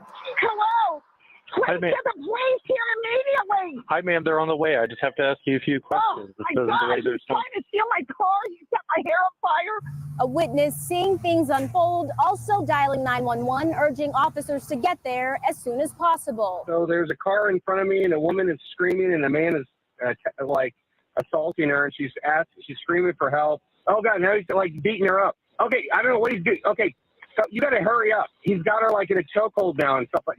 Ma'am, you got to get somebody over here. In a police report, officers found the victim visibly shaken with a chipped tooth, and they saw a clump of her hair on the passenger side seat. When authorities caught up with Chadwell, he said his mom had stolen his car. I'm just trying to get to work from A to B. That's it. Subject Man, I just try to work. Cleveland County, Go to work. possessing That's all I'm stolen trying to vehicle. do. 623 She Cleveland County. stole the car that I had. The victim explaining she was trying to prevent Chadwell from drinking and driving. As to claims he was trying to burn her hair, police say he was holding a blue lighter. Don, if you'll turn around for me.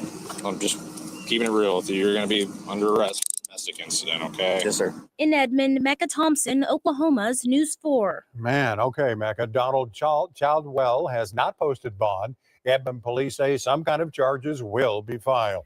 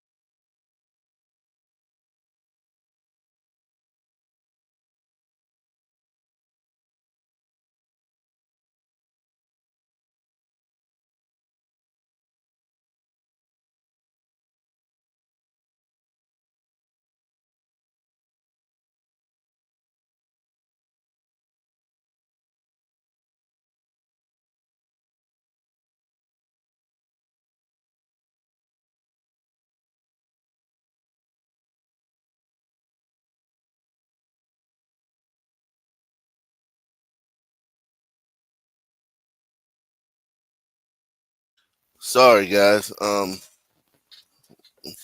Sorry, guys. Where did I go? I had to go upstairs and take care of some things, man. That's where Ak went, man. Ak is back though.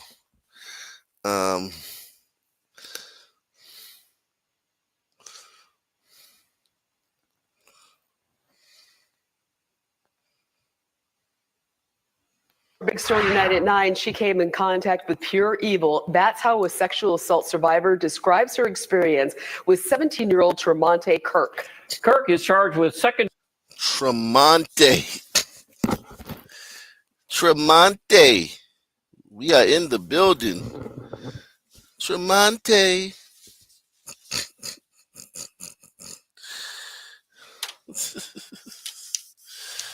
Jeez. Tremonte. Fuck.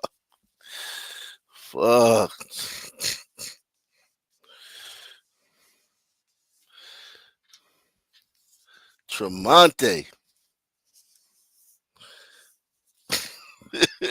Jesus Christ. Jesus Christ, man. Tremonte. Big Story United 9, she came in contact with pure evil. That's how a sexual assault survivor describes her experience with 17-year-old Tremonte Kirk. Kirk is charged with second-degree sexual assault and use of force. He pleaded guilty on Wednesday. Christina Van Zyl spoke with the survivor who says her fight for justice is far from over. She joins us from the newsroom. Christina? Ted, Milwaukee County prosecutors describe Kirk as a serial rapist. That's why the woman he assaulted says she worries for the women in the community if he doesn't get the maximum sentence. When you look at his record, he's not learned from any lesson. 17-year-old Tremonte Kirk sits in front of a judge Wednesday where he pled guilty. Wearing glasses and shit. Slick ass nigga throwing some glasses, try to influence the judge or the jury. Yeah, you know, I'm a nerd. I'm a nerd that's being framed. I think niggas, it should be a law. Whatever you did the crime in, that's how you got to dress in court. You got to dress in court in whatever you did the crime in. If your pants were sagging and you had a hoodie on, you got to come to court every day with sagging pants and a hoodie.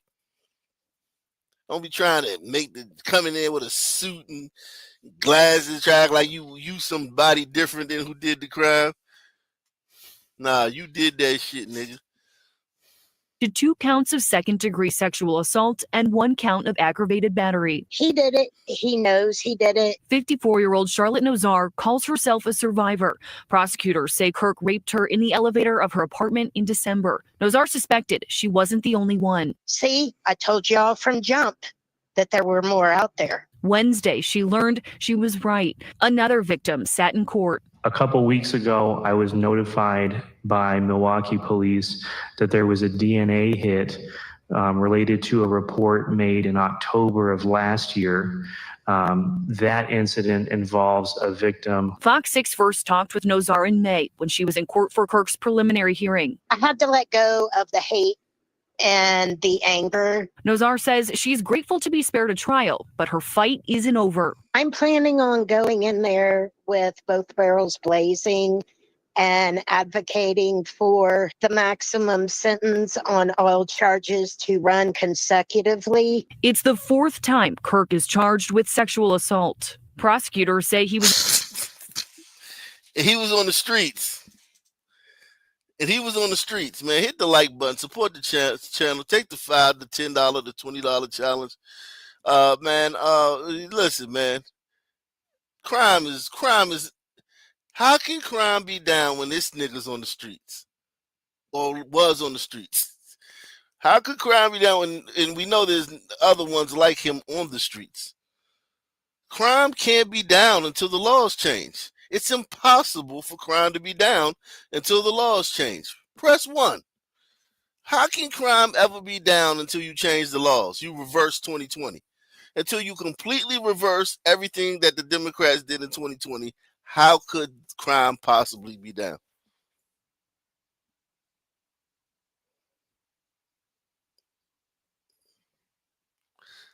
Because if he's just raping people, how do you get charged with rape 4 times?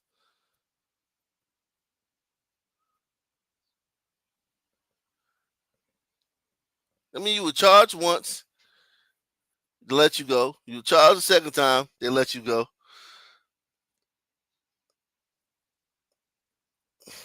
He's 17. So don't tell me, oh, well, he probably did some time. He's 17.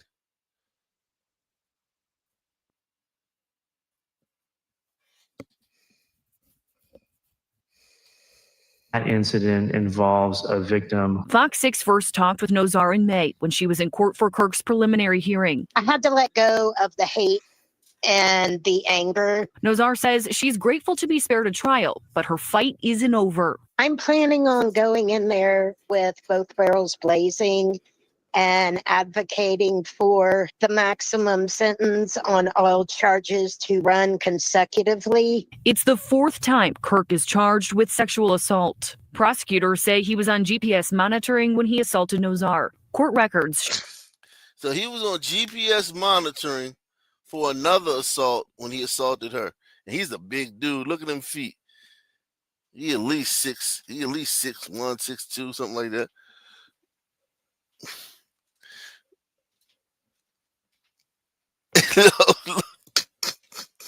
It's insane. He assaulted Nozar. Court records show Kirk was previously found guilty in juvenile court of sexually assaulting 3 other women, including an elderly woman. Wednesday, the court ordered a pre-sentence investigation of Kirk's juvenile record. I am grateful because that just adds a more rounded picture of his history and what this kid is capable of. Kirk's sentencing is scheduled for November 11th, and Nozar says she will be making a victim impact statement there. Back to you. The fact that he would do that while on GPS monitoring, which can tie him to the scene, like, that makes him dangerous, because if he's more likely to kill the person, because if the person can go to police,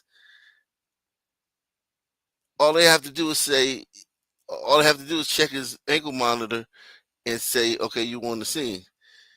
He's more likely to kill the person so that they can't go to the police, because he got a GPS.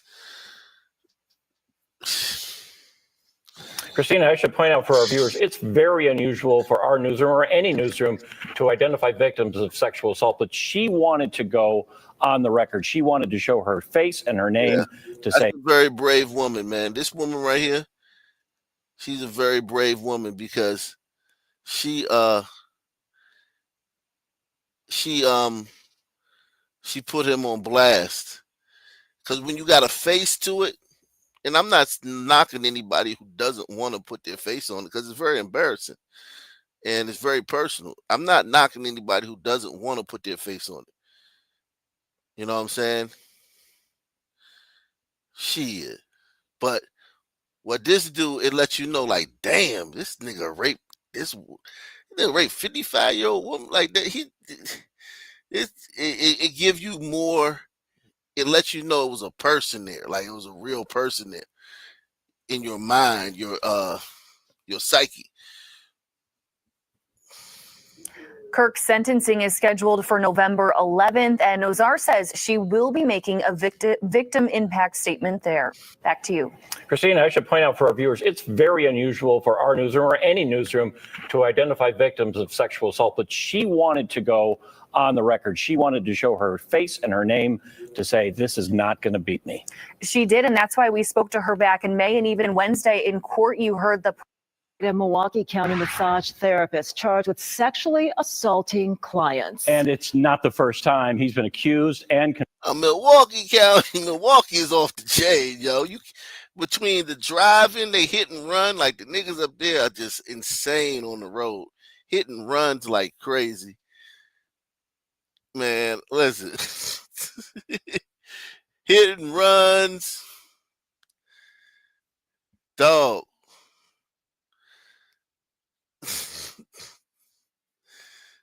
It's insane, man. It's bad up there, man.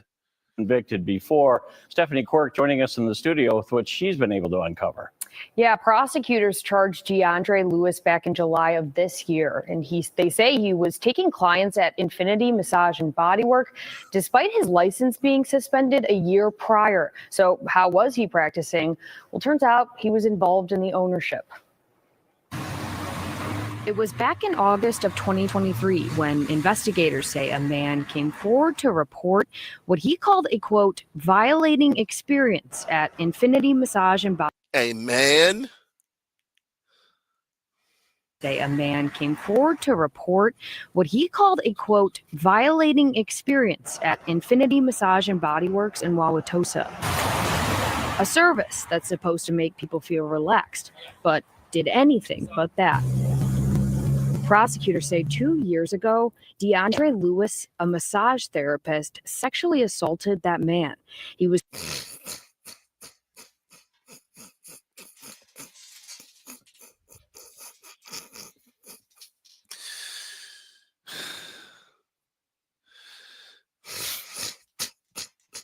He look Caribbean though. He look Caribbean. He look Caribbean though. He don't look like a FBA. He look like a Caribbean something, man. From like Grenada or some shit, or probably like fucking Dominican Republic or some shit. Or he could be some one of them little islands out there. Or South America or some shit. A little zesty. You say he look a little zesty. Jesus Christ. Just a little bit.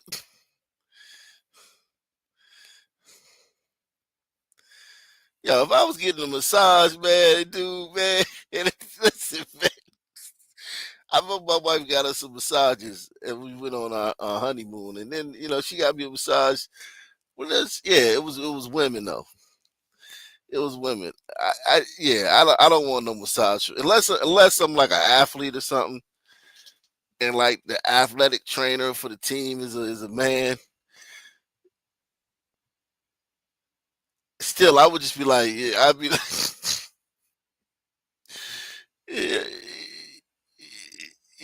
still, like, I know men's hands are stronger and they can get deeper into the tissue. Pause. Men can get deeper and deeper into the tissue. And they can rub out those knots deep inside of you. But nah, man. Pause. I take them little soft female hands, man. Fuck that, bitch. You got to use your elbow or something. Bitch, use your elbow.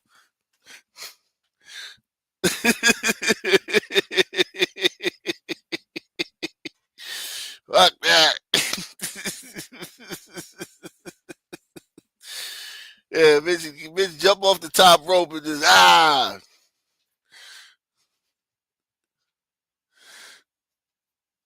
Yeah, man. Fuck that.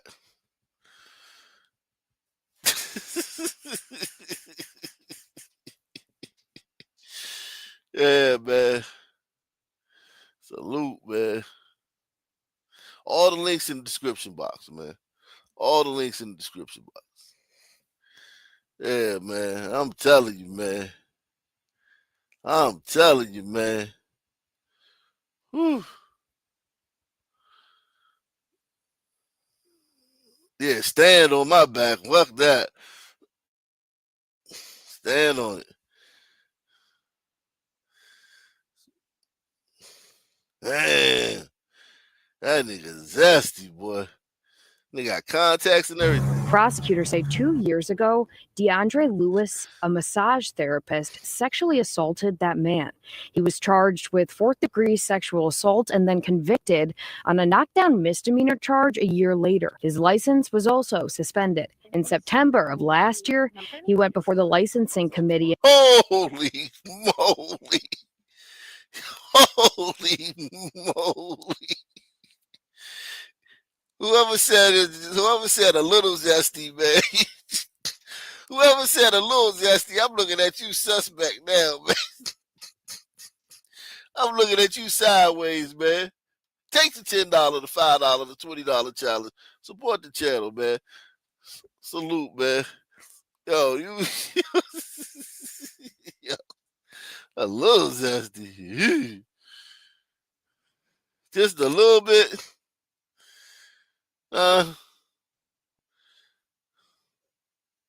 Just a little bit. Just a teensy bit zesty. Just a teensy bit zesty. You know.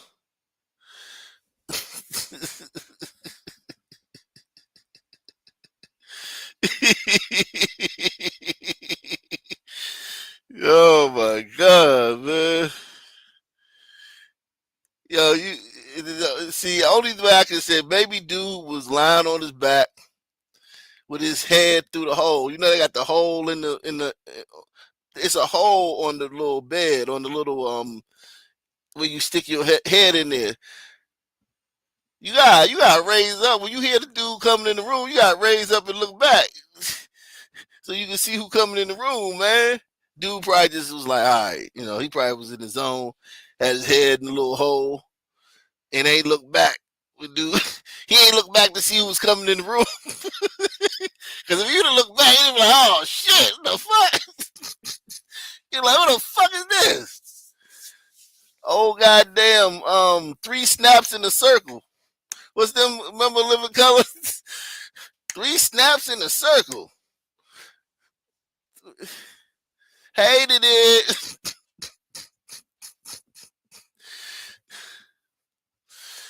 Yeah, you hated that massage too.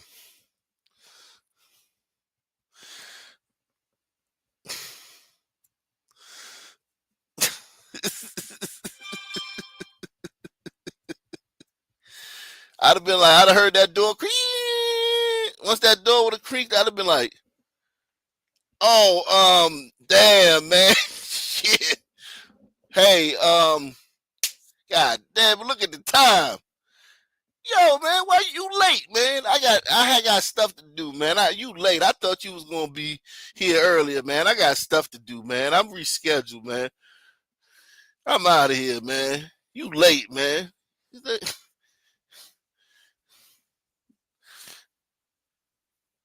I got out of there, man. Fuck that.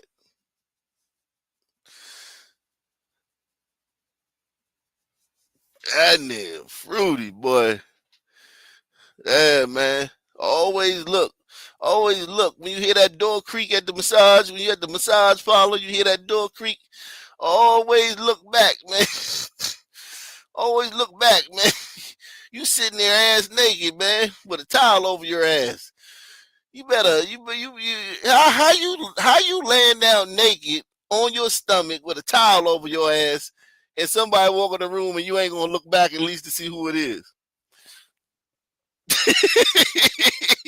What was that fat lady eating the donuts with her kids at the supermarket? You've been real trouble then. Press 1.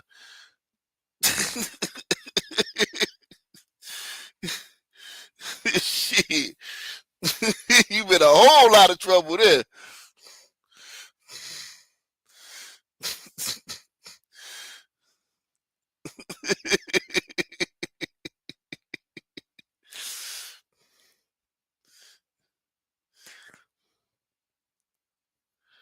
Hey, man. See, I would have been able to tell by his footsteps. He got little dainty footsteps. He probably his feet don't doom doom doom. His feet probably go. You're like, what the fuck? Oh, this must be a broad. And then I would have been like, oh yeah, this is a broad. Let me go see what this broad look like, man. So I got some fantasies in my head. And I'll turn around. Oh, what the fuck? I'd have spent right off that bed. Yeah, he prancing around. In Milwaukee for a renewal at the 3rd Ward location of Infinity Massage and Body Work. The committee put the matter on hold despite having a suspended. Yo.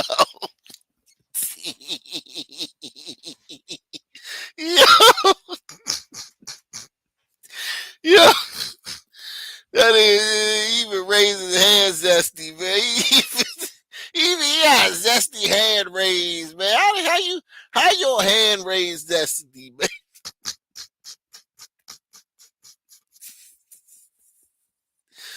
Yo, come on, dog.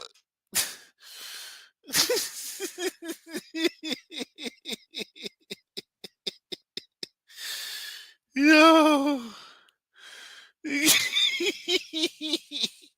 That is a high.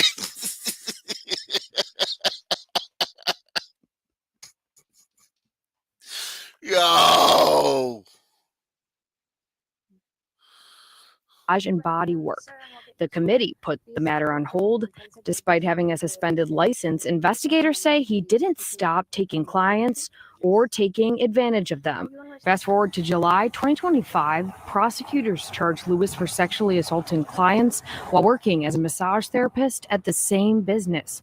Turns out he was involved in the ownership of that business, along with a man named Miles. Yo, Miles zesty too, yo.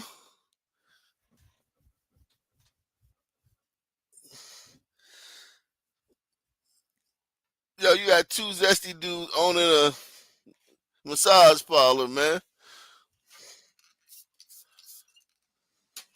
Living out their fantasies and shit.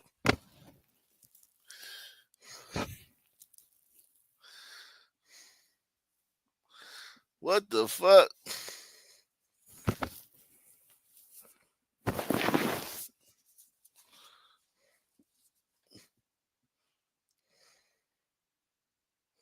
Therapist at the same business.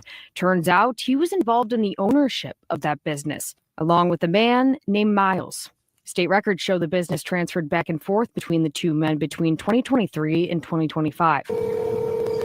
We called the business At this time, nobody and the owner. And reached Web Law Services. And Lewis. No one answered or returned our calls.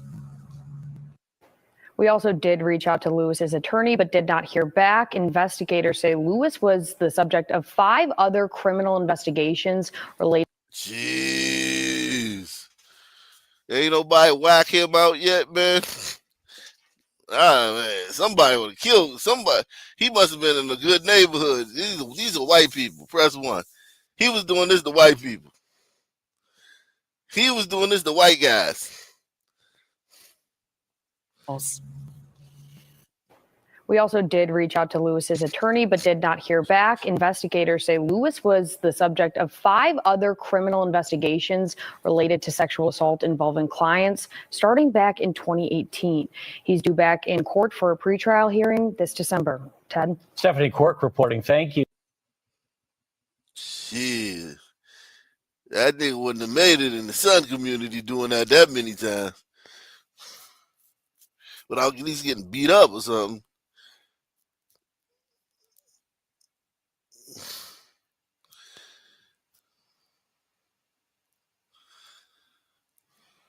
Jeez.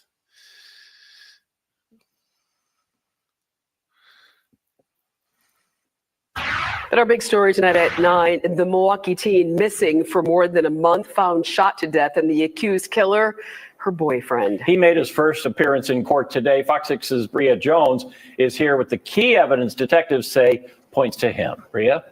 That's right, Ted. Investigators say the suspect in this case changed his story multiple times, but what's consistent, timestamp surveillance videos. Damn, Bria looking good, man. Yeah, Bria, man.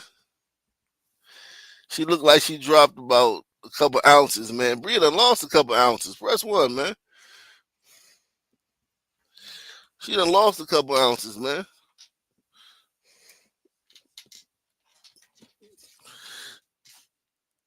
He said she came back to wait. Oh, man.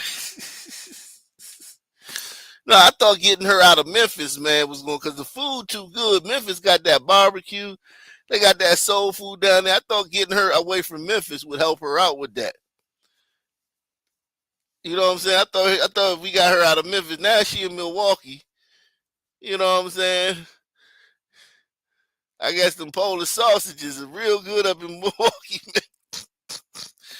Them bratwursts, man. All that cheese, man. Eating a lot of cheese, man.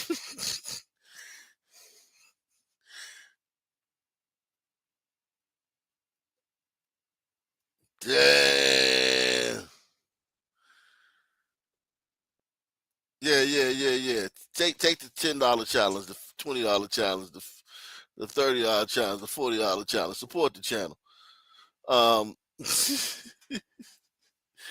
Yo, damn, Bria. You might have to send her to like goddamn. I don't know. You might have to send her out to goddamn. Shit. I heard the people real slim in like Norway or some shit. Like up there in Scandinavia, the people are real slim up there in Scandinavia, man. We might have to send Bria abroad, man. You gonna send Bria abroad, man.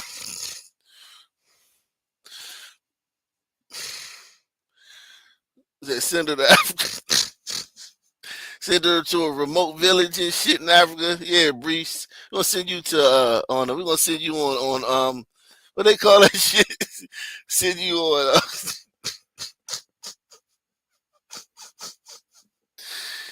yeah, let you do some documentary, man. Over there in Africa, man. Live in bed, yeah, her embed her with a tribe in the jungle, man.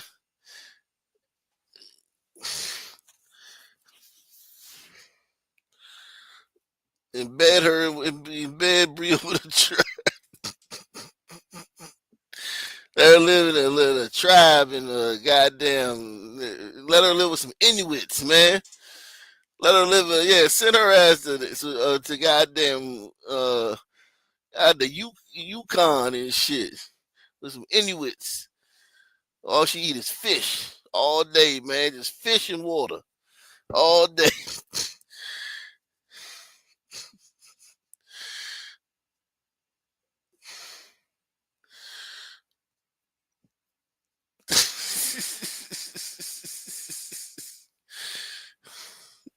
Mosquito patties, shit.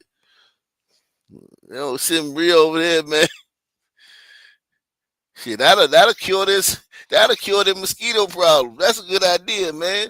Win-win situation. Bria go over there to the African village. She and eat mosquito patties, and the Africans get to cure their mosquito problem.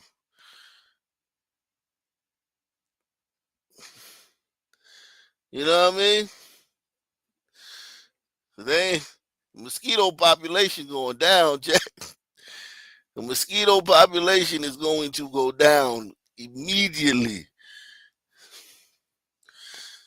He said dirt cookies. Send her to Haiti. Eat some dirt cookies. Shit, it's gonna be a big ass hole in the ground. It's gonna look like a meteor hit that.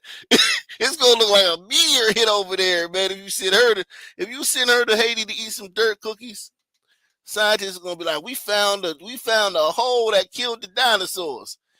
Here's the meteor site that killed the dinosaurs, yo. Is in Haiti, yo. It was in Haiti all this time.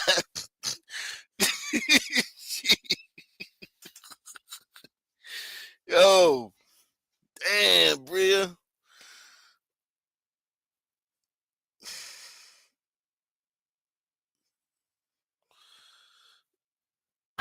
And our big story tonight at 9, the Milwaukee teen missing for more than a month, found shot to death, and the accused killer, her boyfriend. He made his first appearance in court today. Fox 6's Bria Jones is here with the key evidence detectives say points to him. Bria?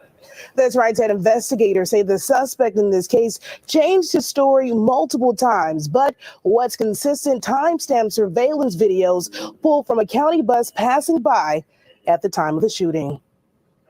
No matter what happened, this is a tragedy. In court for the first time, 17-year-old Javier Smith. But he's a very young man. He has no record whatsoever. That's an Hombrito, man. This going on the Hombrito board. Javier? Nah, that's this Hombrito, man. Well, congratulations, Hombritos. Y'all on the board again, man. Salute to hombritos out here whacking the shit, man. Court for the first time, 17-year-old Javier Smith. But he's a very young man. He has no record whatsoever, violent or otherwise. Until now, he's accused of killing his 15-year-old girlfriend, Azoria Jones. They're very serious. She got shot. Damn, he whacked Azoria Jones, man. Damn, Azoria. R.I.P., man. Very serious. She got shot. I want to trust sufficiently enough to kill her. The shooting happened near 76 in Silver Spring around 10:30 p.m. on September 21st. Detectives say Jones was found bleeding out on the sidewalk. Witnesses told police they heard a shot and saw a male running away. Prosecutors say that was Smith. The defendant first denied entirely that he shot her, eventually admitted he did. According to the criminal complaint, Smith told officers he saw someone he recognized in a car and thought the person was going to, quote, bust it down, so he put his gun under his arm and it went off. However, detectives say Smith told officers he saw someone he recognized in a car and thought the person was going to, quote, bust it down, so he put his gun under his arm and it went off. However, detectives say MCTS bus video that captured the shooting does not show the car Smith described. It's clear that this was an accident. This was not anything he meant to have happen. Because if this was in fact an accident and he made a mistake and shot his girlfriend, then you don't leave her side. Instead, police say he ran to his grandma. Shit. That ain't true. If you were the son, man, he accidentally shoot your ass.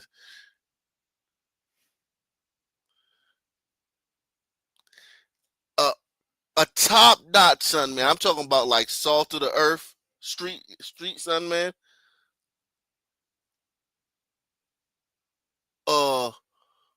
If they got a car, they'll drive you to the hospital and drop you off, and then push you out the car in the emergency room and speed off. Like, I'm talking about like a salt of the earth street nigga.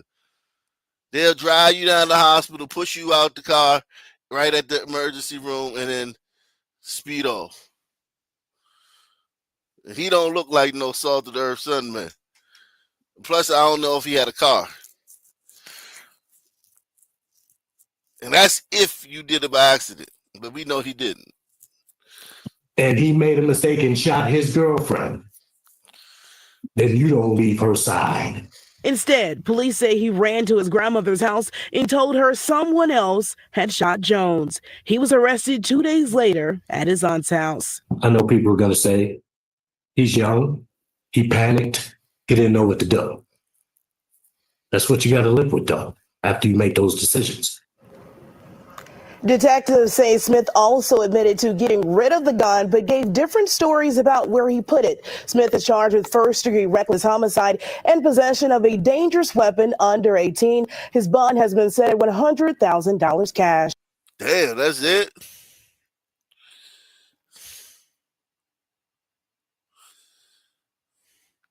So, Milwaukee is another city that I think Trump need to go to, man.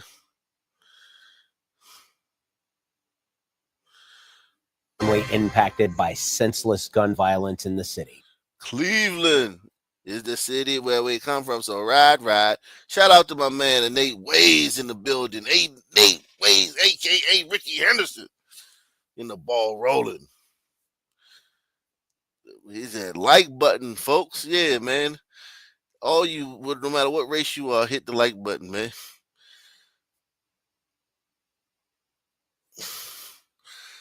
Looking for 10 people to share this too, man.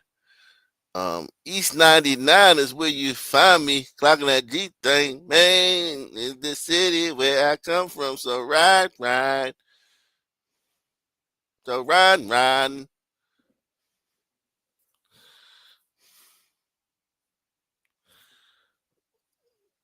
Impacted by senseless gun violence in the city. Thanks for joining us tonight. I'm Chris Fry. Family, friends, and classmates of a teen shot and killed are remembering him tonight. Caitlin McCarthy shares what this young man's life meant to those who knew him. He was full of life. He was great. Biggest heart.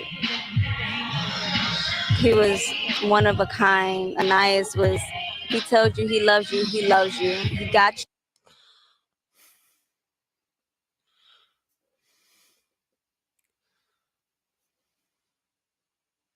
Wow. He was great. Biggest heart. He was one of a kind. Anais was, he told you he loves you. He loves you. He got you. He got you. He was rare. Susan Manano is gripping with the loss of her nephew, Anais Paradiso. She says the 16-year-old loved basketball.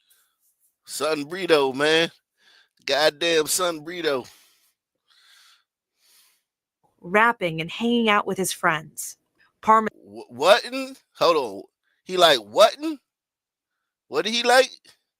Paradiso. She says the 16-year-old loved basketball, rapping and hanging out with his friends. Rapping. Uh-oh. Uh-oh. Rappers. A lot of violence surrounding rap with these young ethnics. That's a red flag, man. That's a red flag. When they got anything to do with rapping, that's a big red flag. Parma City Schools tells us he was a student at Valley Forge High School. It's been hard. I mean, we already lost his mom, and now we lose him. And it's just, we're missing a big part of us. His family and friends holding a balloon release. They literally playing DMX. They literally playing DMX at his fucking vigil.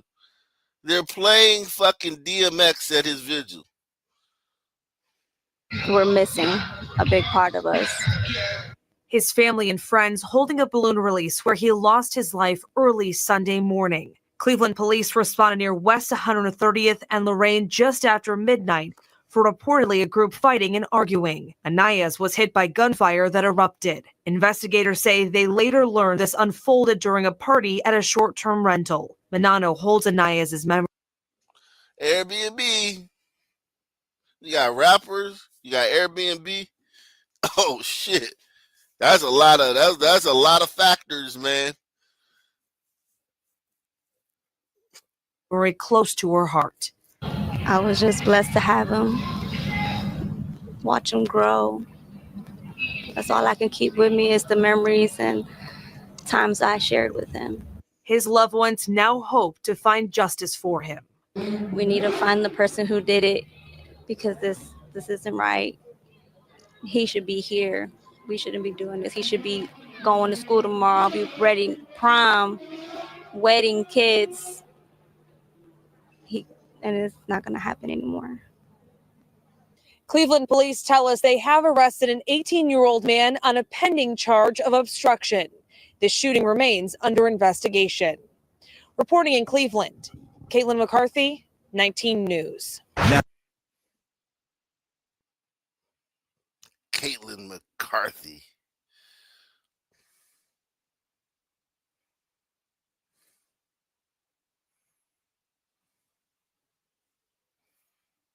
Scary scene near an elementary school this morning. 2 people shot. Good afternoon, everyone. I'm Brian Duffy. And I'm Nicole Versansky. So the man and the woman who were shot, they're fighting for their lives.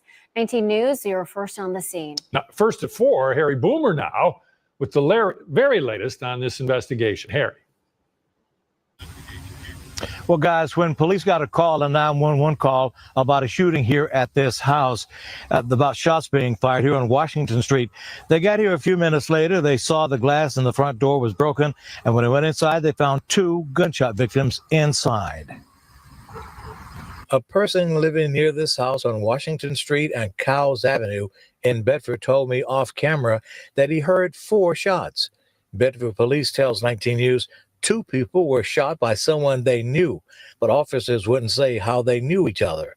The Bedford Fire Department says the man and woman were critically hurt. They were taken to Metro Health Medical Center. A short time later, the suspect was tracked down and arrested outside a local business on Broadway Avenue, not far from the shooting incident. Another person living in the community told me off camera that he saw the suspect pacing with a bloody forehead and that he saw him toss something away. The suspect about what led up to the shootings, Chief Michael Stask says he will update us when more information becomes available. When he tells us, of course, we will tell you on air on 19 News Plus. In Bedford, Harry Boomer, 19 News.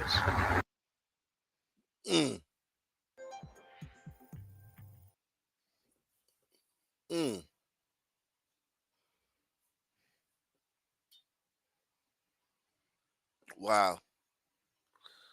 A lot of crime going on, man.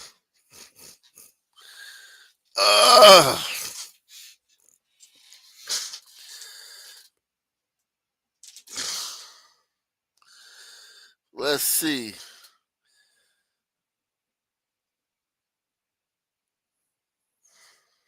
Developing tonight, a Rolex robbery in Sherman Oaks. A man robbed of his watch while pumping gas. Yes, it happened during rush hour yesterday, right off Ventura Boulevard. KKL News reporter Zach Boeto is live with video of the crime. Zach?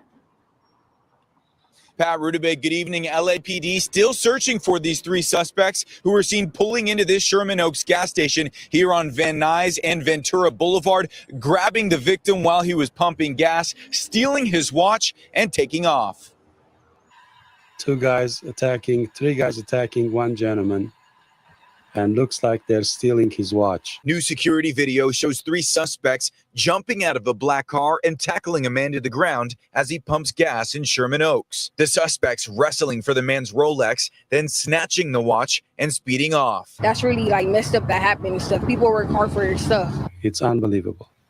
It is unbelievable. It's scary. LAPD says this all happened just after 5 o'clock Thursday night near the intersection of Van Nuys and Ventura Boulevard, right across the street from a watch repair shop where the owner of 34 years says he's beginning to see these types of watch robberies happen more often. They're not afraid. They're just in broad daylight.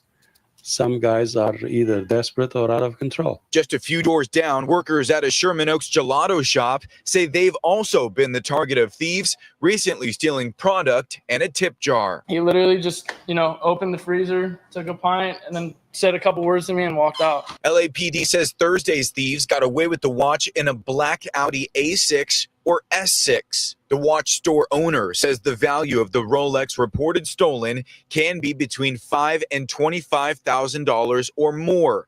And while he says the sentimental value may be irreplaceable, it's not worth risking a life. The life is more important than the object. Back out here live, LAPD says those suspects used a hidden gun to coerce the victim into giving up his Rolex watch. Detectives are now searching for three men around 6 feet tall and 160 pounds, getting away again in that black Audi A6 or S6. Pat Rudabay. Zach, thank you. 6 feet tall, 160 pounds, 17, 18, 19-year-old black dudes. A violent robbery at a Reseda car wash. Surveillance cameras rolling as a nursing student is pushed to the ground before losing her life savings. That robbery victim just came from the bank. Her life savings. A violent robbery at a Reseda car wash. Surveillance cameras rolling as a nursing student is pushed to the ground before losing her life savings. That robbery victim just came from the bank. Fox 11's Chelsea Edwards is live now in Van Nuys. They followed her. They were watching it all the whole time. Is this an Asian woman? Let me see if this is an Asian woman. Rolling as a nurse. It looks like an Asian woman, or more so than an Ombrita. Because neither one of them like banks, but I think Asian woman, this looks like an Asian woman. Nursing student is pushed to the ground before losing her life savings.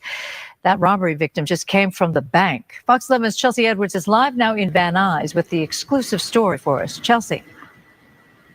Susan, police believe that the thieves followed her from the bank to the car wash, then waited till she wasn't paying attention to rob her, not once, but twice.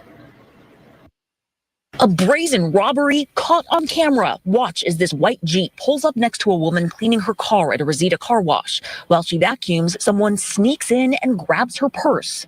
The victim, who goes by Anahita, didn't hear a thing. Anahita. But then the robber Okay, so that's a Spanish.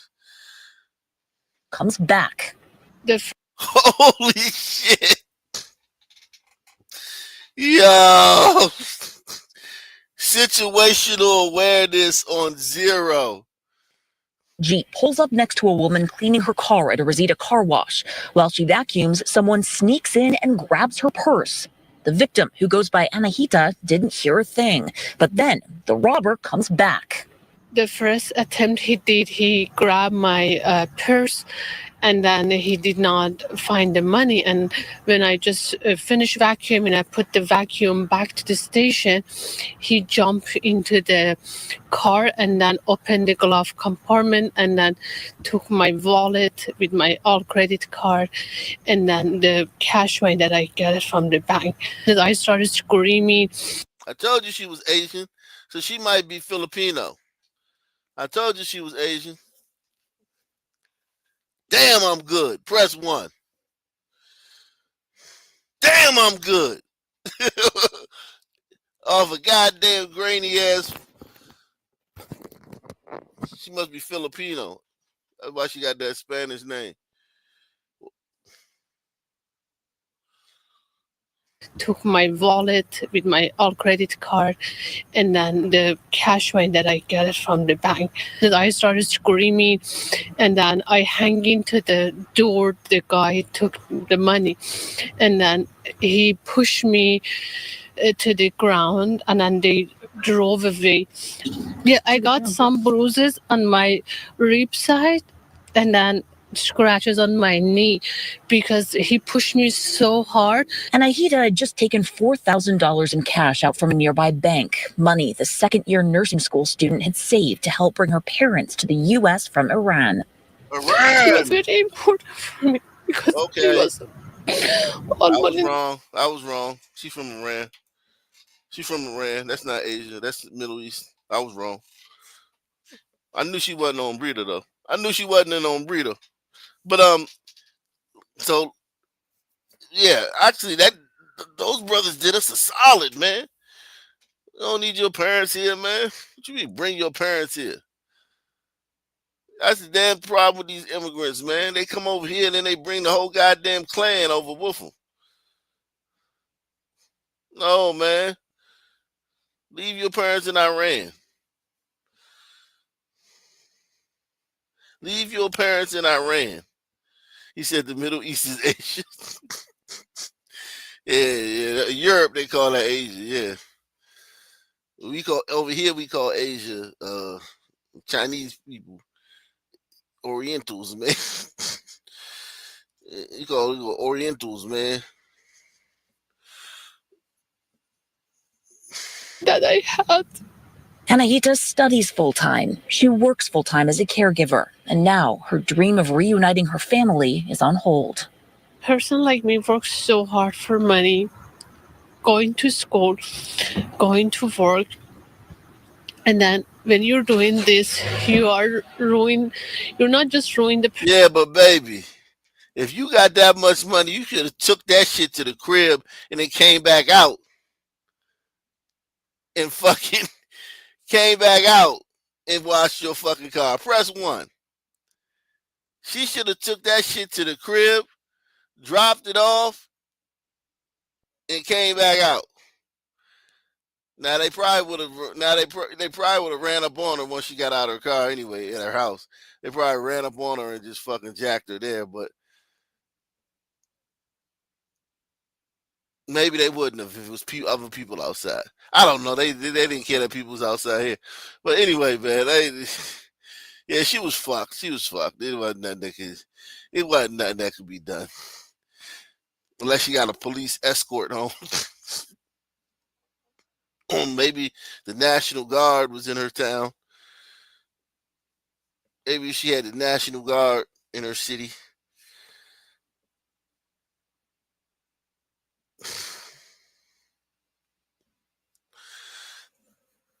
Oh, it's definitely sons. That was definitely a son, man. That stole that shit. The robber comes back. The first attempt he did, That's definitely a son, man. Huh? Look, that's a son, man, right there, man. he grabbed my purse, and then he did not bust among the whole community. A friend helped set up this GoFundMe and hopes the community will now rally around her. Police told her the Jeep was stolen and the thieves likely followed her from the bank to the car wash. So far, no one's been caught.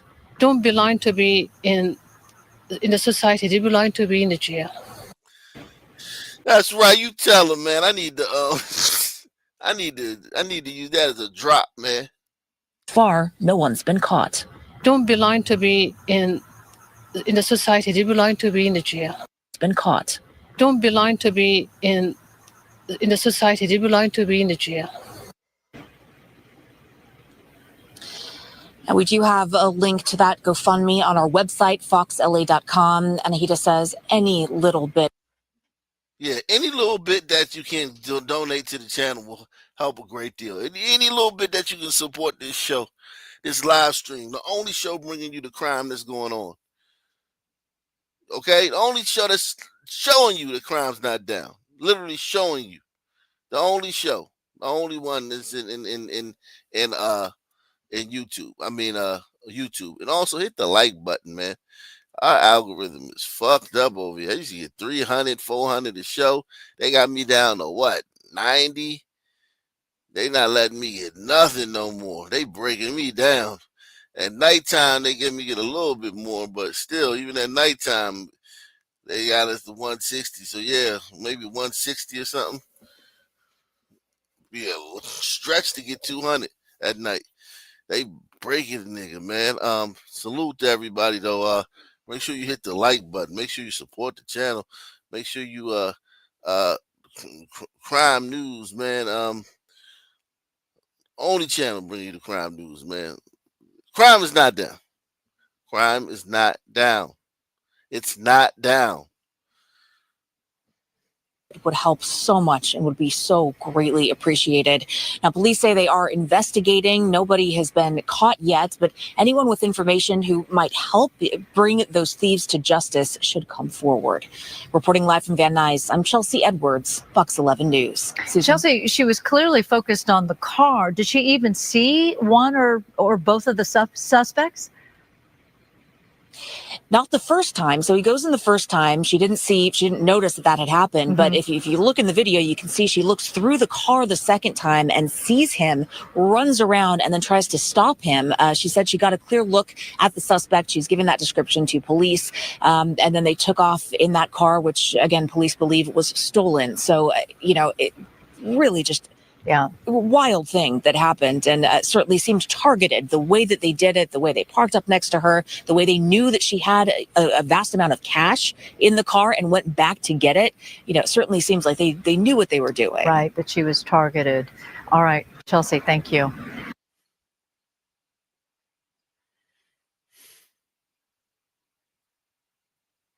Mm-mm-mm.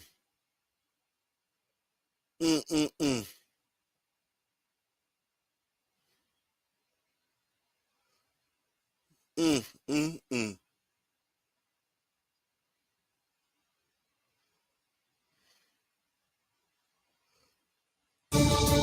A truck that's been in their family nearly 7 years was essentially taken from them, at least on paper. So it's been a huge pain, but I don't know how else to get around it. It appears someone cloned the vehicle and registered it in another state, hundreds of miles away. You may have been watching when we first warned you about vehicle cloning last year. And now Action 9 learned the local family could not re-register their Tacoma truck after someone else registered in Massachusetts. Unbelievable. Consumer investigator Jeff Deal is live with us in the studio now. And Jeff, the good news is they still have the truck. Yes, but that's also part of what makes this so bizarre. They've had that truck since late 2018, but because someone else registered it up north, they were stuck with expired tags here. And Christine Hempstead said at first both states seem confused about how to handle it. Re-registering a car or truck in Florida is generally pretty easy. I've been doing it like that for years. Christine Hempstead recently logged into this Orange County tax collector's website to register all the family vehicles. No problems except with this 2019 blue Toyota Tacoma. There was no option to renew. First, I thought I did a 2-year registration on that for some strange reason where I did 1 year on everything else. That wasn't the case. When she went to the office in person, she learned there was a big problem. Records show somehow the truck had been transferred to someone else in March, then registered in Massachusetts. Same make, model, color, and VIN. But you guys have had the car in your possession this entire time. Oh, the entire time. We renew it every year online. And yeah, it's never gone to anybody else. But that meant Christine couldn't register it here. She said at first Florida and Massachusetts were confused.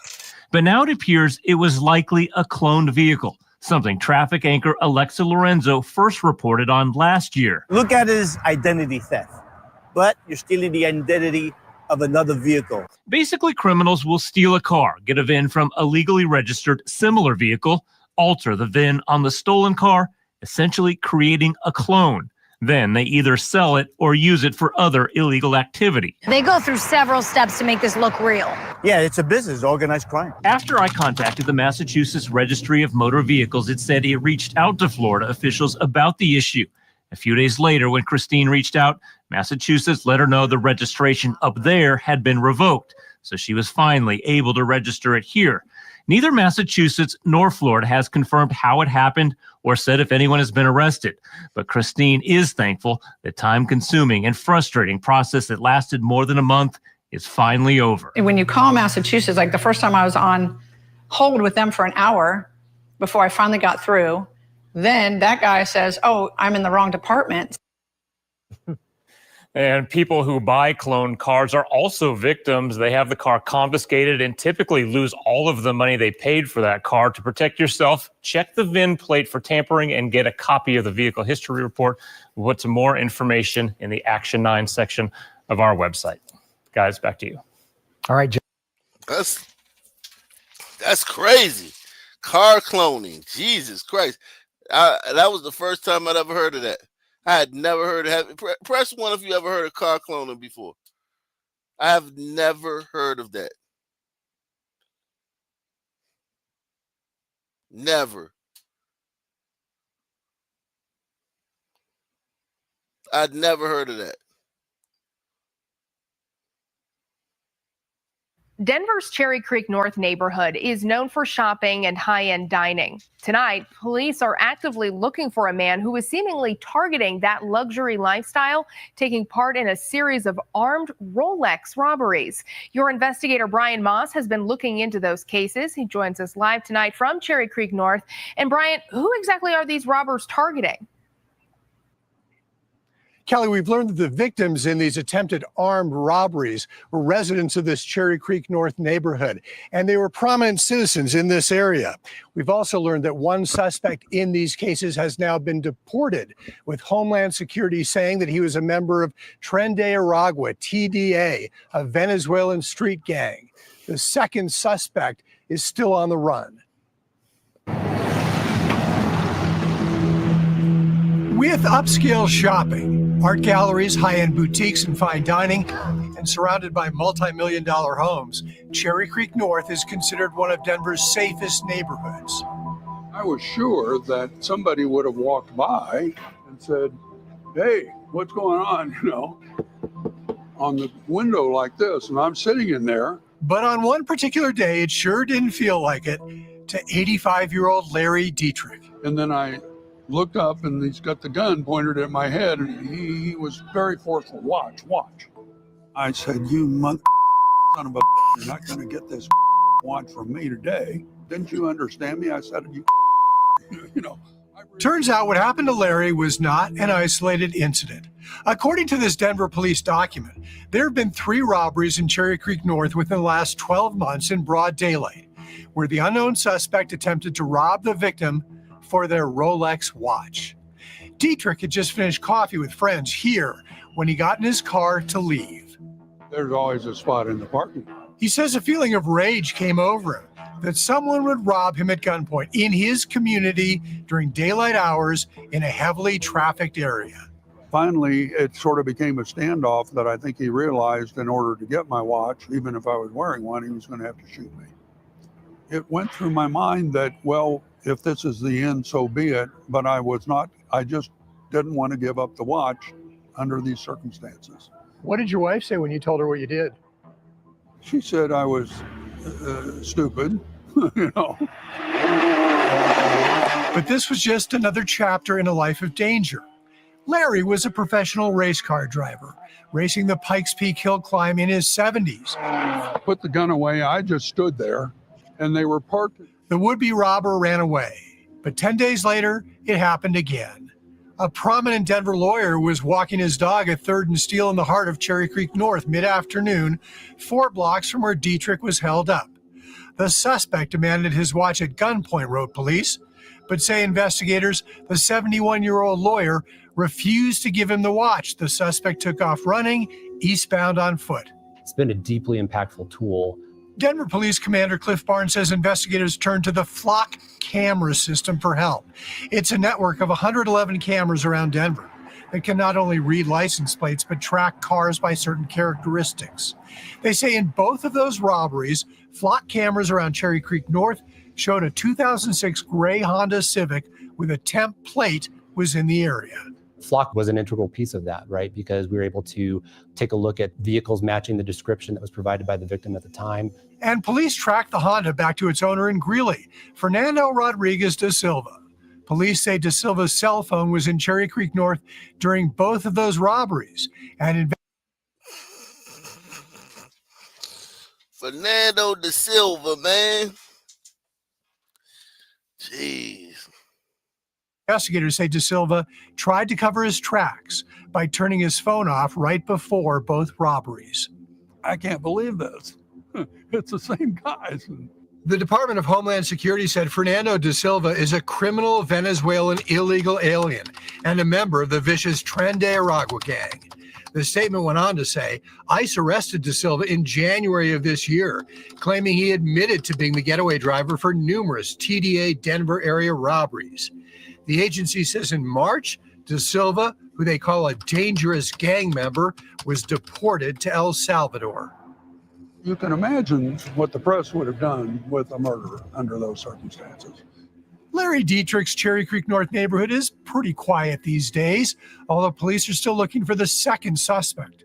The gunman in both cases, 28-year-old Daikere Rivero Urbano, who Denver police believe might have fled the state. I just wasn't afraid of dying. I just was furious and, could kill me.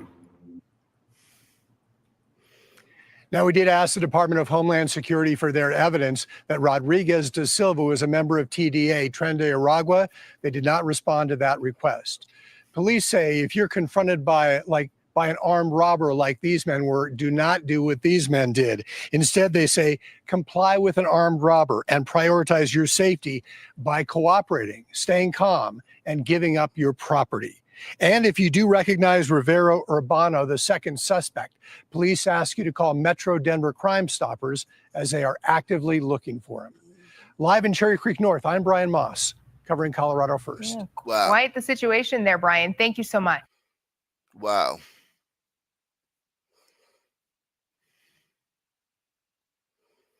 Wow.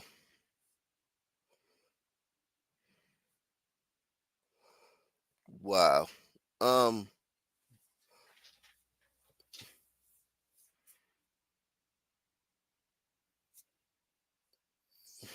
2 years after a brutal attack, a woman is face to face with a man who shoved her on the subway tracks, causing her to break her leg. Alice Gaynor was in the courtroom and as the attacker apologized when he learned his fate.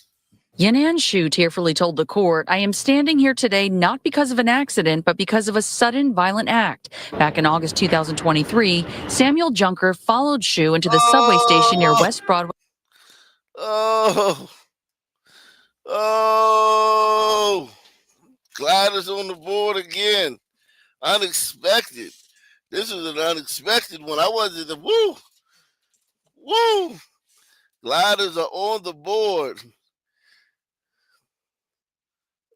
Pushing a Asian lady on a train. Act. Back in August 2023, Samuel Junker followed Shu into the subway station near West Broadway and Chambers Street, shoved her onto the tracks without warning, then took off. She detailed for the judge her efforts to try and get up 3 times as she heard the train coming. I only had one thought: I may not be able to survive. Luckily, there were a few strangers who tried their best and helped me and pulled me up. Her leg was broken. Although I survived, my life was never the same. Shu said she suffered complications and psychological trauma. She still wakes up in the middle of the night. Every time when I walk into a subway station, I feel faster breathing and my heart beats faster. That act of violence tears away at my sense of security and safety. She called for justice and asked the judge to punish Junker to help prevent this from happening again. Junker, who was arrested after an officer recognized him from a wanted flyer, took a plea deal, admitting guilt to 1 count of attempted assault. Now 43 years old, he mostly kept his head down and did speak briefly, offering, "My apologies run deeper than the ocean for how sorry I am to this innocent." Attempted assault after pushing her, following her to the train station, and pushing her on the tracks where she broke her leg. He gets attempted assault. New York City. New York City. Person. Prosecutors were asking for a 12-year sentence, saying what happened to Shu is every New Yorker's nightmare. The judge agreed with that, but sentenced him to 10 years behind bars, noting his mental health issues, that sometimes he's not compliant with his medication. I hope he seeks the help he needs while he's incarcerated, the judge told his attorney. Outside criminal court in Lower Manhattan, Alice Gaynor, CBS News, New York. I don't think I can remember seeing a white guy push an Asian woman onto the tracks. That might be a new one for me, man. That might be a new one. That might be a new one for me, man.